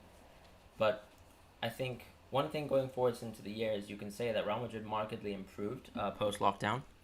And let's say they head into that tie once again, and it was 0-0. I think they would have a strong shot versus, to beat City and also to have a good run in this sort of setup of the Champions League where it's only 1 game. Because that's exactly what they're able to do, successfully win 1 game at a time to claim their La Liga title. Yeah, Lyon are asking a lot of questions. I'm shocked that they can't score that. You need to chip there. Lyon's wasted a lot of chances, guys. I feel so bad for them, but at the same time, if you can't make those chances count, you don't deserve to go through. And Aouar must be so displeased with the fact that Toko Ekambi doesn't chip Neuer there. What else are you looking for? Do you know what I mean? Have to go for a chip. Fantastic outstretch of the leg from Neuer, though. I think Real could easily win both of El Clásicos, and it's not only just because Real Madrid are playing well. It's because Barcelona are playing horribly. I mean, it's not only Ekambi, right? Let's be honest. Depay missed a chance early on in the first half. It's been unfortunate. That's what we can say, at the very least. Is Sule injured? Is that what it looks like? God, that would be a horrific situation because they've already substituted. I think Sule is injured, guys. Seems like it. But he's going to be asked to play the next 30 minutes of football, and that's going to be a huge issue versus Paris, is it not? If both Sule and Boateng are injured.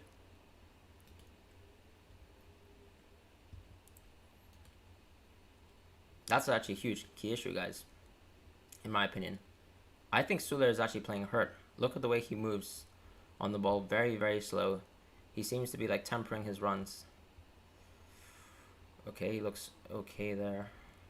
Oof. I'm a bit worried about that situation, but we'll see what happens there, going on in the game. Yeah, I mean, that wasn't great from Toko Ekambi, and I think you would want Moussa Dembele to come onto the field in replacement of him. An interesting thing, of course, is the way Lyon is playing is they kind of just choose their substitutions based on the fact that one of their strikers isn't playing well. And, Moussa Dembele was able to make that count versus Man City in their last match. So hopefully you get to see him being put on in the next 5 minutes or so.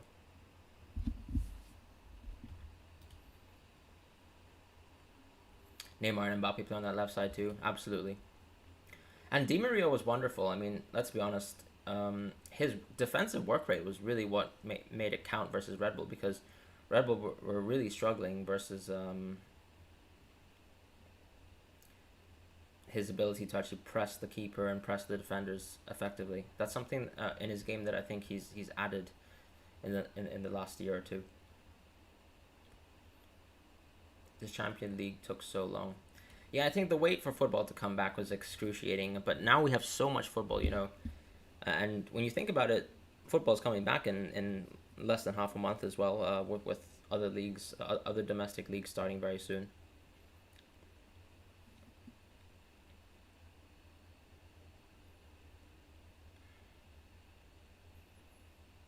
Maybe Sule looks fine. Perhaps I was a bit over-exaggerating there.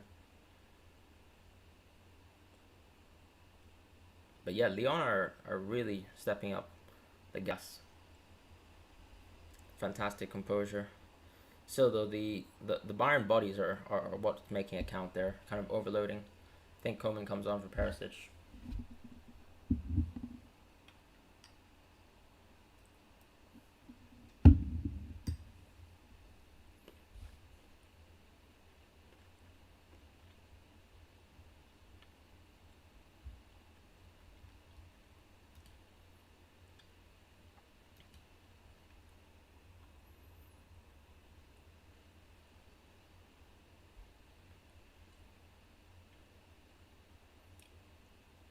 I still think Bayern need to play through Gnabry, because he's the one who's able to always constantly find that pocket of space in between the three centre backs and Cornet, because Cornet is someone who usually pushes forward quite a bit.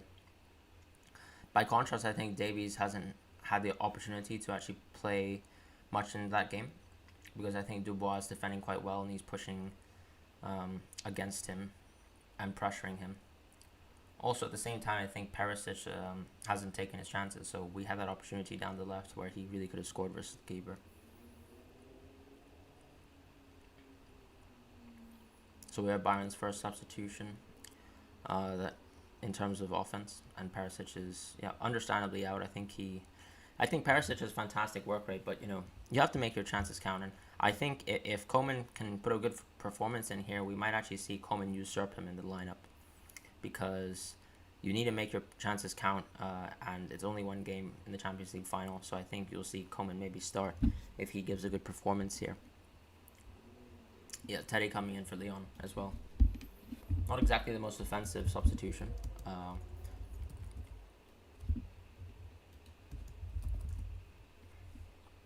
mean, Teddy is effectively a right back, so I wonder how that will operate in the system.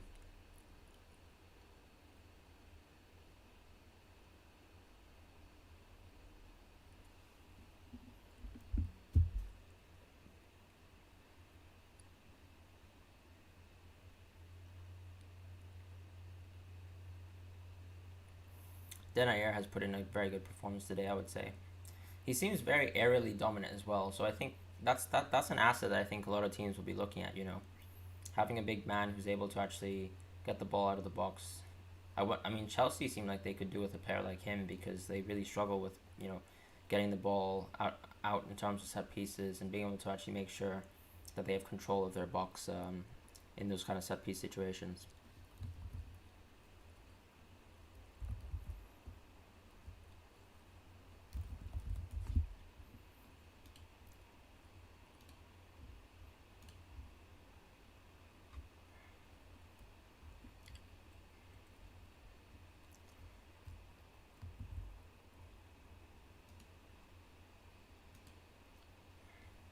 Inter or Sevilla? Who you got? Suso. So I mean, Suso was obviously transferred to Sevilla because there was a clause in his contract that determined that if Sevilla was to attain Champions League football, they'd have to buy Suso, and in that case, that they have. I think he's played fantastic in the Europa League, but for the most part, this season was very poor for him. I remember watching him in a game versus Barcelona where he was very, very ineffectual, and usually Suso is a player who's able to post 8 or 10 goals and assists per season in both stat categories. And this year he's only had, I think, around 4 or 5 goals and assists combined, and that's not good enough. But I think his Europa League record is a lot better, and you'd hope he'd be able to do well under Lopetegui, who's shown that he can do very well with teams that aren't that sort of level above in terms of Real Madrid. And he also had a good chance to actually do very well with the Spanish national team until, except for the fact that it was cut short. So yeah, Moussa Dembele's come on for the team. Look at that pace, though. He's putting in a lot of pressure. Aouar now has the chance to create in the box. Fantastic dribble from Aouar. No, that's a little bit too much there. Good tackle from Alaba. But I think Aouar needed to look for some sort of cutback there. It was a little bit too much after he beat his second defender.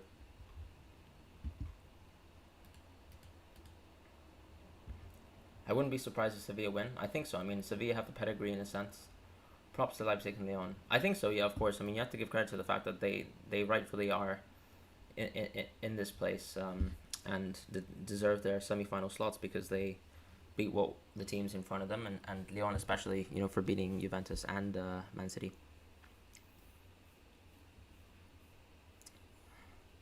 Right, a lot of substitutions coming in for Lyon now. Good opportunity for them. You've got 30 minutes effectively, I'd say, maybe 25 to make a good account of yourselves. And you never know, because I think it doesn't seem like Bayern have their kind of shooting boots today. It doesn't seem like they're scoring all the goals and chances that they have, and you never know.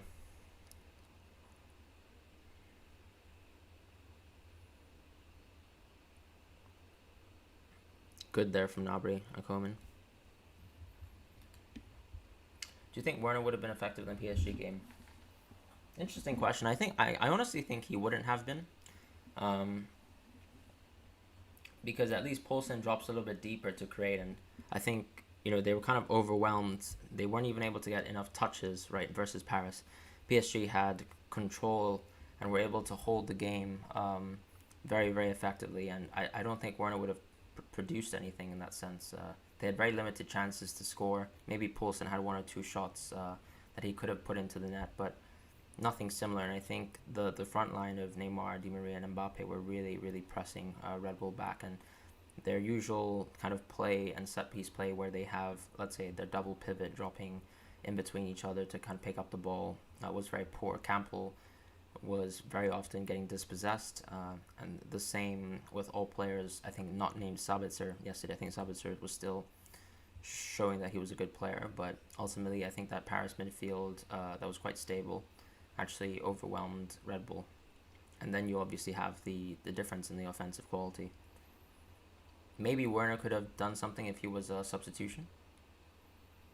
Yeah, this game, I mean, let's be honest, right? This game could easily be Lyon 2, Bayern 2.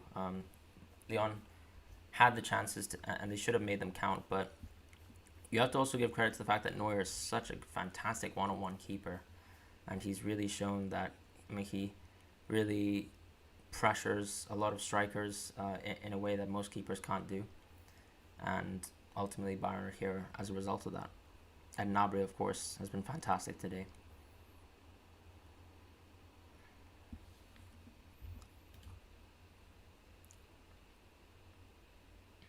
You've been wanting a penalty shootout. Why is that? I really dislike penalties, frankly, in football. I think they're actually quite boring in a sense to watch. I'm not exactly so sure about the kind of substitutions for Lyon. I think it's probably just because maybe their players are running a little bit ragged, and I think they just need legs. But I think Dubois was playing, relatively well. Toko Akambi was actually captain because he has tremendous work rate, but he's really missed key chances himself. And Koeman's really hungry for the ball, so once again, if we see a good performance from him today, where if he lays off to the middle here, that was very poor from him, very, very poor. It's very unfortunate now. His presence is tremendous. I don't think they're fair at all. Whose presence are you speaking to, Ahmed? Malaga would ever win a penalty shootout. Hey, you never know. I mean, for example, England didn't think they'd ever win a penalty shootout, but they did last World Cup, no?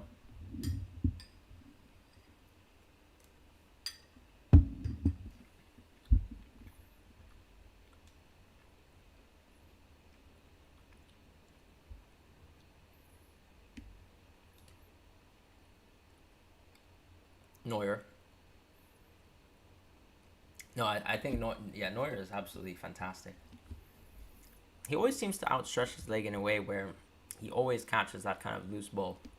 In the same way that you could argue Casillas did versus Robin, for example, in the World Cup.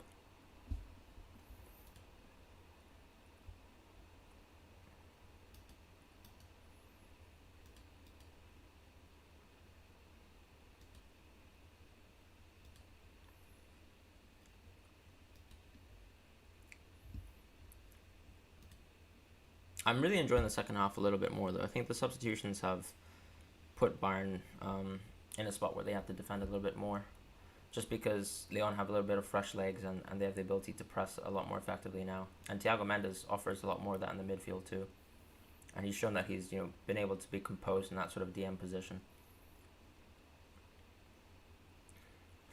Great cross. Ooh, close there.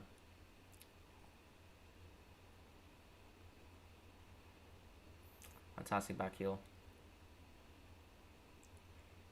So this Bayern team are very hungry, and that's what you can see from them. They're a humble team that work as hard as they do on offense, on defense. And yes, they give the opponent team a lot of chances, but they're always there fighting for the loose balls. And that's something we didn't see yesterday. For example, when Mukiele made his mistake, Mukiele made a huge mistake yesterday when he stopped playing.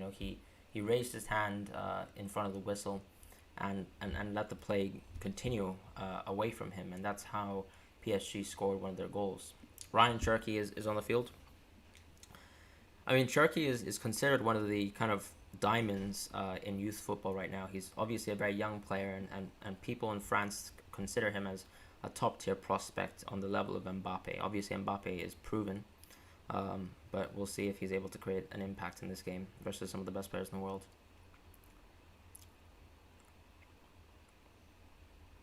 Great ball there. Very poor retention, unfortunately. And Kimmich is allowed to drive in. Good recovery from Cornet.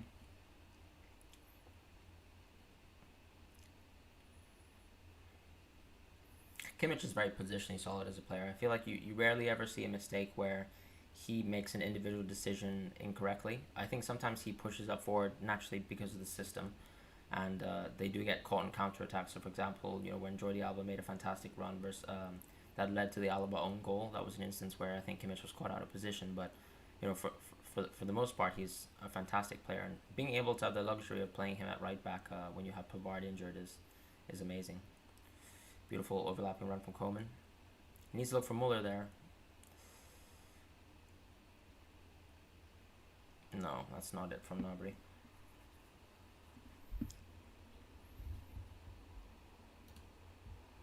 No excuses for Mukiele. No, absolutely not. I think one of Koeman's weaknesses, of course, is he's so weak-footed in a sense, one-footed rather, and that does affect his game as a winger. Whereas, for example, Perisic is quite double-footed, but unfortunately, he doesn't have the same eye for goal as Koeman. But in that position is Sane next year, which that would be so devastating because Gnabry has shown that he's fantastic on both flanks, and Sane can clear the interplay there. Great hold on to the ball from Aouar. Cherki makes a great run. Fantastic. Oh gosh. Well, that's a wasted chance from Cherki. Aouar is doing everything that he can, guys. And unfortunately, he's not benefiting from a little bit of support from his teammates. Yeah, Lyon are absolutely wasting great opportunities. Does it happen with small teams? I mean, look at Red Bull yesterday though. Did they have enough chances for them to really deserve the game? I don't think so. I think this Lyon side has actually really surprised me in the sense that they've created more chances than I would have ever expected versus Bayern Munich, because I can't remember this many chances from Barcelona other than the first 10 minutes, right? They had 2 or 3 chances, but after that the game was snuffed out. And then you have one moment of Suarez magic, but ultimately not enough. And what Lyon have been able to do is, of course, shut out most of the Bayern offense today.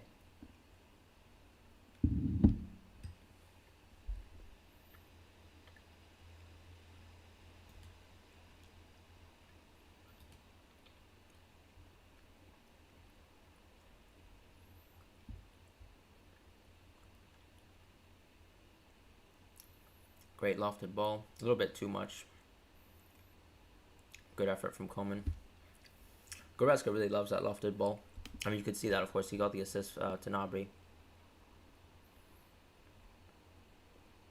in the Barcelona game.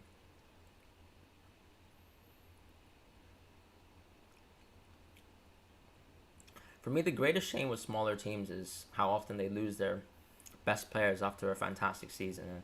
And it's a bit of a shame that you never get to see them continue to build, on the work that they've created. So I would imagine that a few key players on this Lyon side would be sold, simply due to the buying power of other teams in other leagues, right? So for me, that's the biggest shame. How do you think Thiago has progressed as a player? I think he actually progressed a lot more than Barcelona ever expected of him, and I think Barcelona were expecting him to wait as a player, but he showed that he was ready to play first team football for Bayern Munich, and ever since then, effectively, that transfer, he's shown that he's ready to play at a top flight level. And I think you could say he's stagnated, but I think he's still a world-class midfielder. And ultimately, I guess, if he is at that level, then, you don't really have any qualms, because, I mean, he seems to be a top prospect for Liverpool. He's a starting player for Bayern Munich, who look like the best team in the world. So, man, Aouar really does look fantastic. And he's asking so many questions of this team, but he really needed his teammates today to perform and to make use of the chances. He's already provided 2 or 3 what I would consider golden opportunities for them to score. I'd love to see the expected goal statistics from Lyon and Bayern. I actually think it would be quite similar, if I was being completely honest. So I think, if anything, Lyon have absolutely surpassed everyone's expectations. So when you watch this game in retrospect, wonderful work.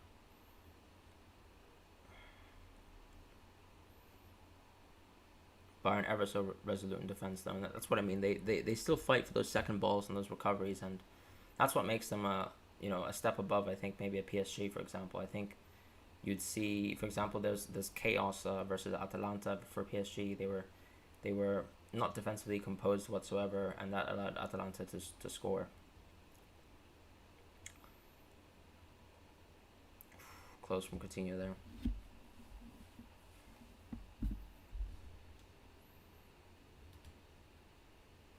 You're actually backing them now. I'm really impressed by Lyon too, guys. I think it's been a fantastic game. Very close, and I only wish that Lyon were able to score one of those earlier goals, because we said that they wouldn't have chances in the second half, but look at them. I think they've actually played a better second half than Bayern, if anything. And the substitutions from Rudy Garcia have been on point. And another thing that you like too with the impact of substitutions is, all the players seem to understand the system that he wants to play, and actually Aouar is their sort of main offensive outlet. So him being installed in the left centre mid position, he's been able to really devastate, because Kimmich isn't the fastest player, so he's able to kind of maybe beat Kimmich just on pace, for example. Close from Lewandowski there. Still good defense from Lyon.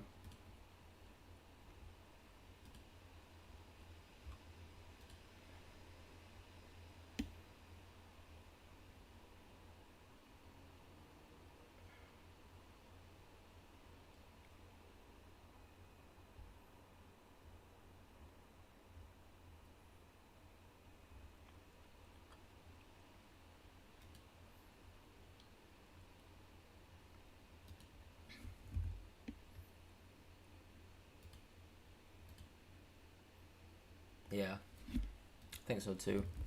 Let's have a look at that replay.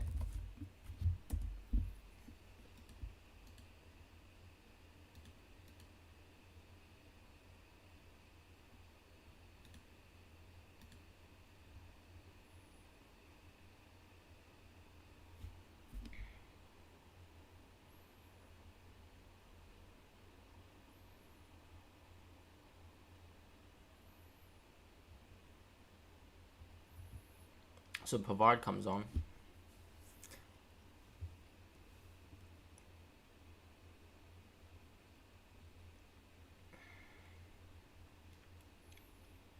Good for Kimmich to get rested because he's obviously been playing right back this whole time.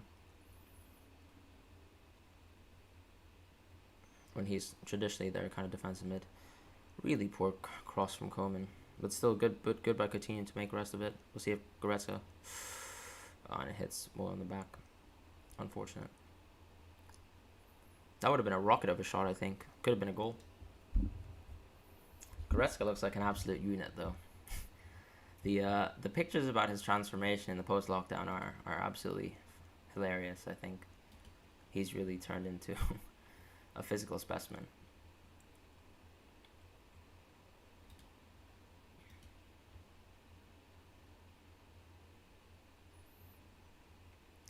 I will say, honestly, Aouar looks like a gem.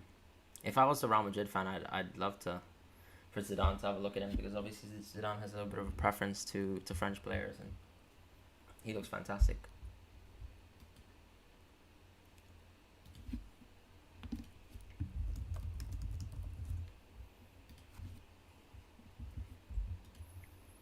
So we've got 9 minutes left in terms of regular time, but we'll see if there's any extra time. Tolisso comes in for Thiago. Thiago's had a good performance overall. A few misplaced passes, but they've done the job. And Gnabry's had a fantastic game, you know, off the back of that. Goretzka too. Pavard comes on as an added defensive substitution, so Bayern will likely move into... I think they might actually keep the same formation, but with maybe Kimmich playing as someone who alternates between the right back position and the defensive mid position. So yeah, you can see Kimmich... maybe he drops into defensive mid. Likely the case. Fantastic from Coutinho. Koeman needs... Yeah, I think Koeman's balls are very poor. I think looking at his game, I think you still would say that Perisic would start because Perisic is able to create more effectively with his teammates, and I think, you know, Koeman... You'd hope Gnabry would be able to make the most of the chances. And you can see, obviously, Gnabry is being sacrificed in a sense to play at the left wing because he's more composed at playing both wings. It seems like he has that kind of trust under Flick to play both wings and to enable Koeman a bit more. They play him on the right. But, yeah, that's the unfortunate thing, I'd say. I think Perisic starts the next game just because Koeman hasn't really showed anything of promise. Good little attempt by Aouar there. But nothing to really challenge Neuer. And that's ultimately what the game has come down to, right? Lyon has created a lot of chances through Aouar. I honestly think after this game, people will be looking at Aouar and Arsenal might have a hard time buying him. And if anything, he looks like the kind of gem that many managers were praising him to be, right? For example, Pep Guardiola was very, very, very candid about Aouar last year when they gave Manchester City a very tough time in the group stages. And of course, he did the same, performing very well against City lately in their last match. And he's been fantastic again versus what you could easily say is the best team in the world. That's obviously yet to be decided when they play versus Paris. But I mean, think about the fact that Lyon, you know, took Paris to a 0-0 draw. Of course, Mbappe wasn't present at the time. But, you know, this Bayern side could have realistically scored a few more goals to themselves. And, you know, you could say the same for Lyon, but at the end of the day, the scoreline doesn't really reflect too far away from, I think, the level of both teams because Bayern are simply a team, you know, when you're able to retain possession versus another team, you have more chances by default. And that's exactly what happened today, I would say.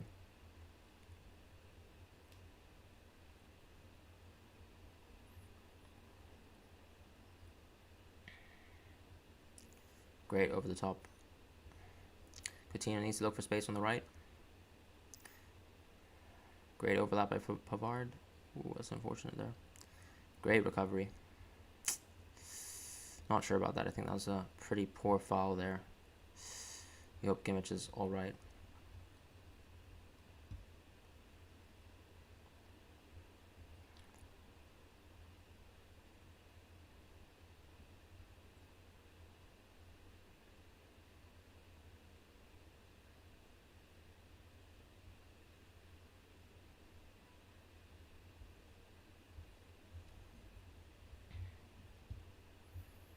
Nothing too crazy without fouls, surely.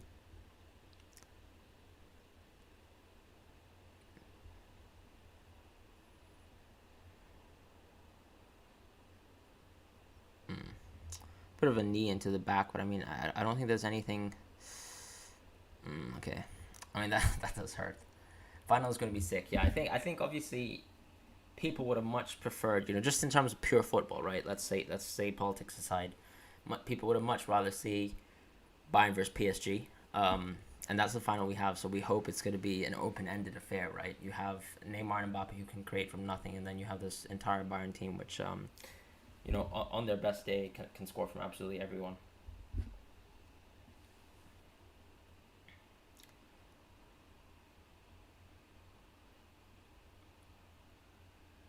That was a poor free kick there.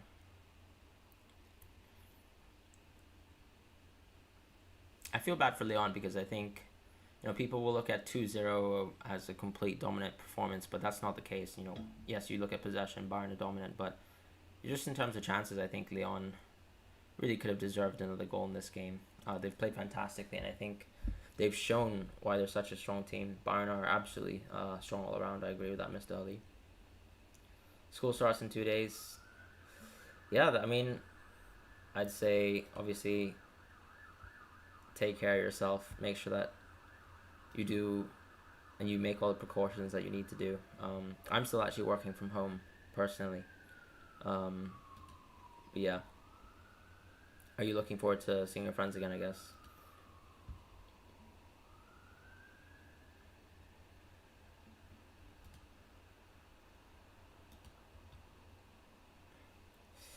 Oof. Well, that's the affair done. And that's the thing, right? That's what we were just saying. This team can score from absolutely everywhere. And Bayern have done it in a sense where Lewandowski has scored the goal. And I will remember to update the scoreboard this time, guys.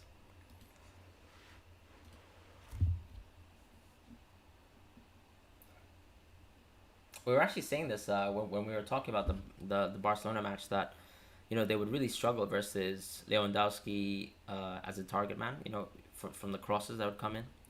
Obviously, the analysis came a match late, but still effective here. I mean, Lewandowski is supreme in the air. Yeah, I do remember.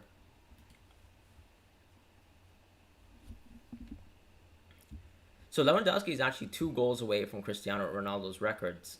Do you guys think he'll be able to break it versus Paris? That would require a hat trick from him, or at least more goals in this game. I think he's unfortunately a little bit hard done by the fact that he's played less games due to the fact that you have a single leg structure. Yeah.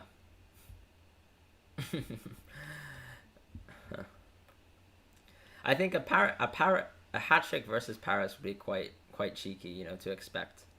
I mean, that would be very impressive, but I wouldn't put it past him.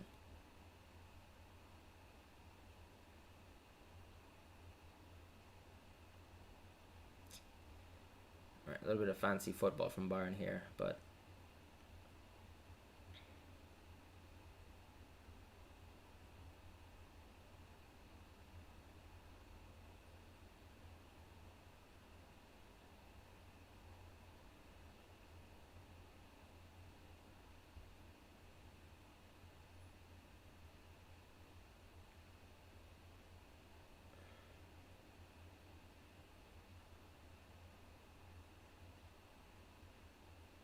a bit cheeky by Cornet there. That's not what you want to see. PSG going to need, yeah, I think PSG need to be at the top of the game. Charles Nebo, ruthless Bayern. That's the case, right? Frankly, they haven't been fantastic in goal. They've given away a few easy chances to Lyon, but somehow the scoreline still dictates that they've been completely dominant. They're 3-0. Now, I understand Cristiano is your idol. I'm sure he is. And he's obviously a massive player for many Real Madrid fans. PSG are never going to stand by an onslaught.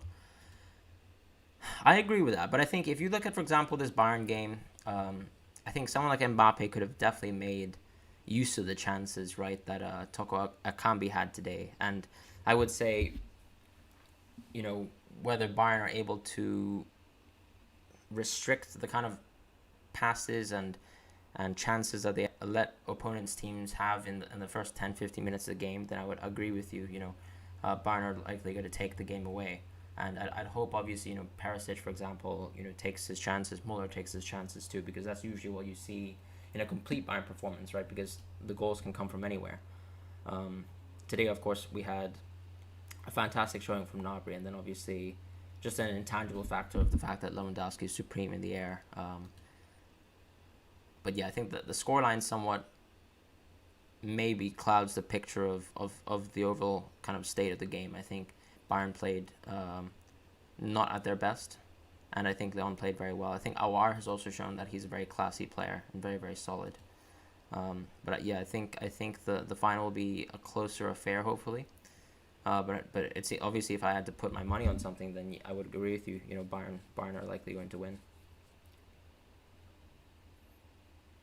They've also kind of had a few lazy passes today from Bayern. I think versus Bayern, versus Barca, you saw a lot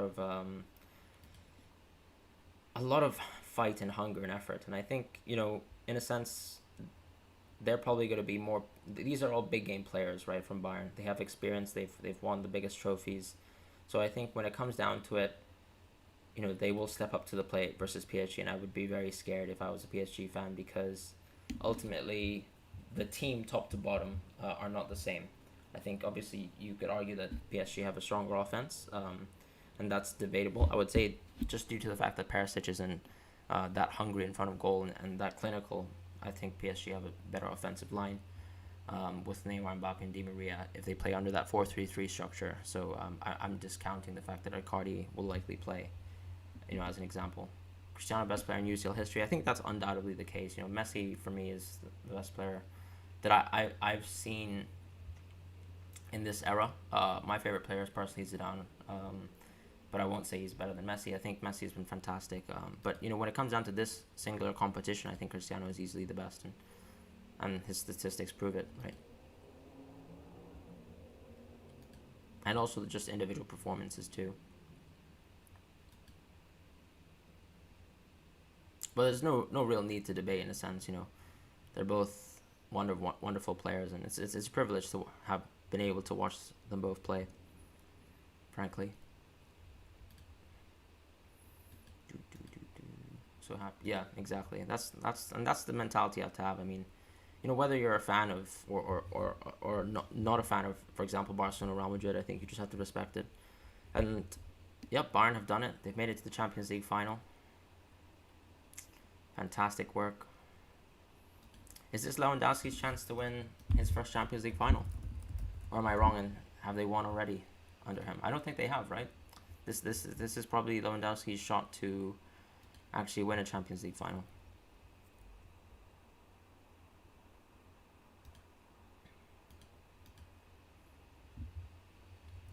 Well, that was a wonderful game, guys. I mean, 3-0 at the end of the day. Congratulations to Bayern Munich. They matched up versus PSG. We are definitely going to be working on a post-match analysis of the finals, but you'll also be able to watch our preview right before the finals too. Mehdi and I will get started on working that, tonight and over the course of tomorrow. So we're very happy to be able to provide those kind of videos to you. What I will say though, guys, is that stay tuned for Friday morning.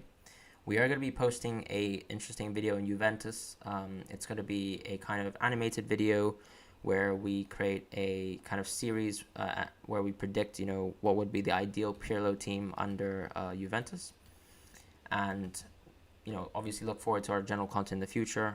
I'll be working on the live streams too, and I'll be back in the finals. And hopefully we get to see you guys forwards. Yeah, this Friday, the 21st, we'll be releasing the Juventus video, so stay tuned for that as well. And we'll also probably try to release the preview of the finals maybe on Thursday or Friday as well. So we hope you stay tuned, and I'll catch you guys soon. Yeah, this Friday the 21st, that's correct.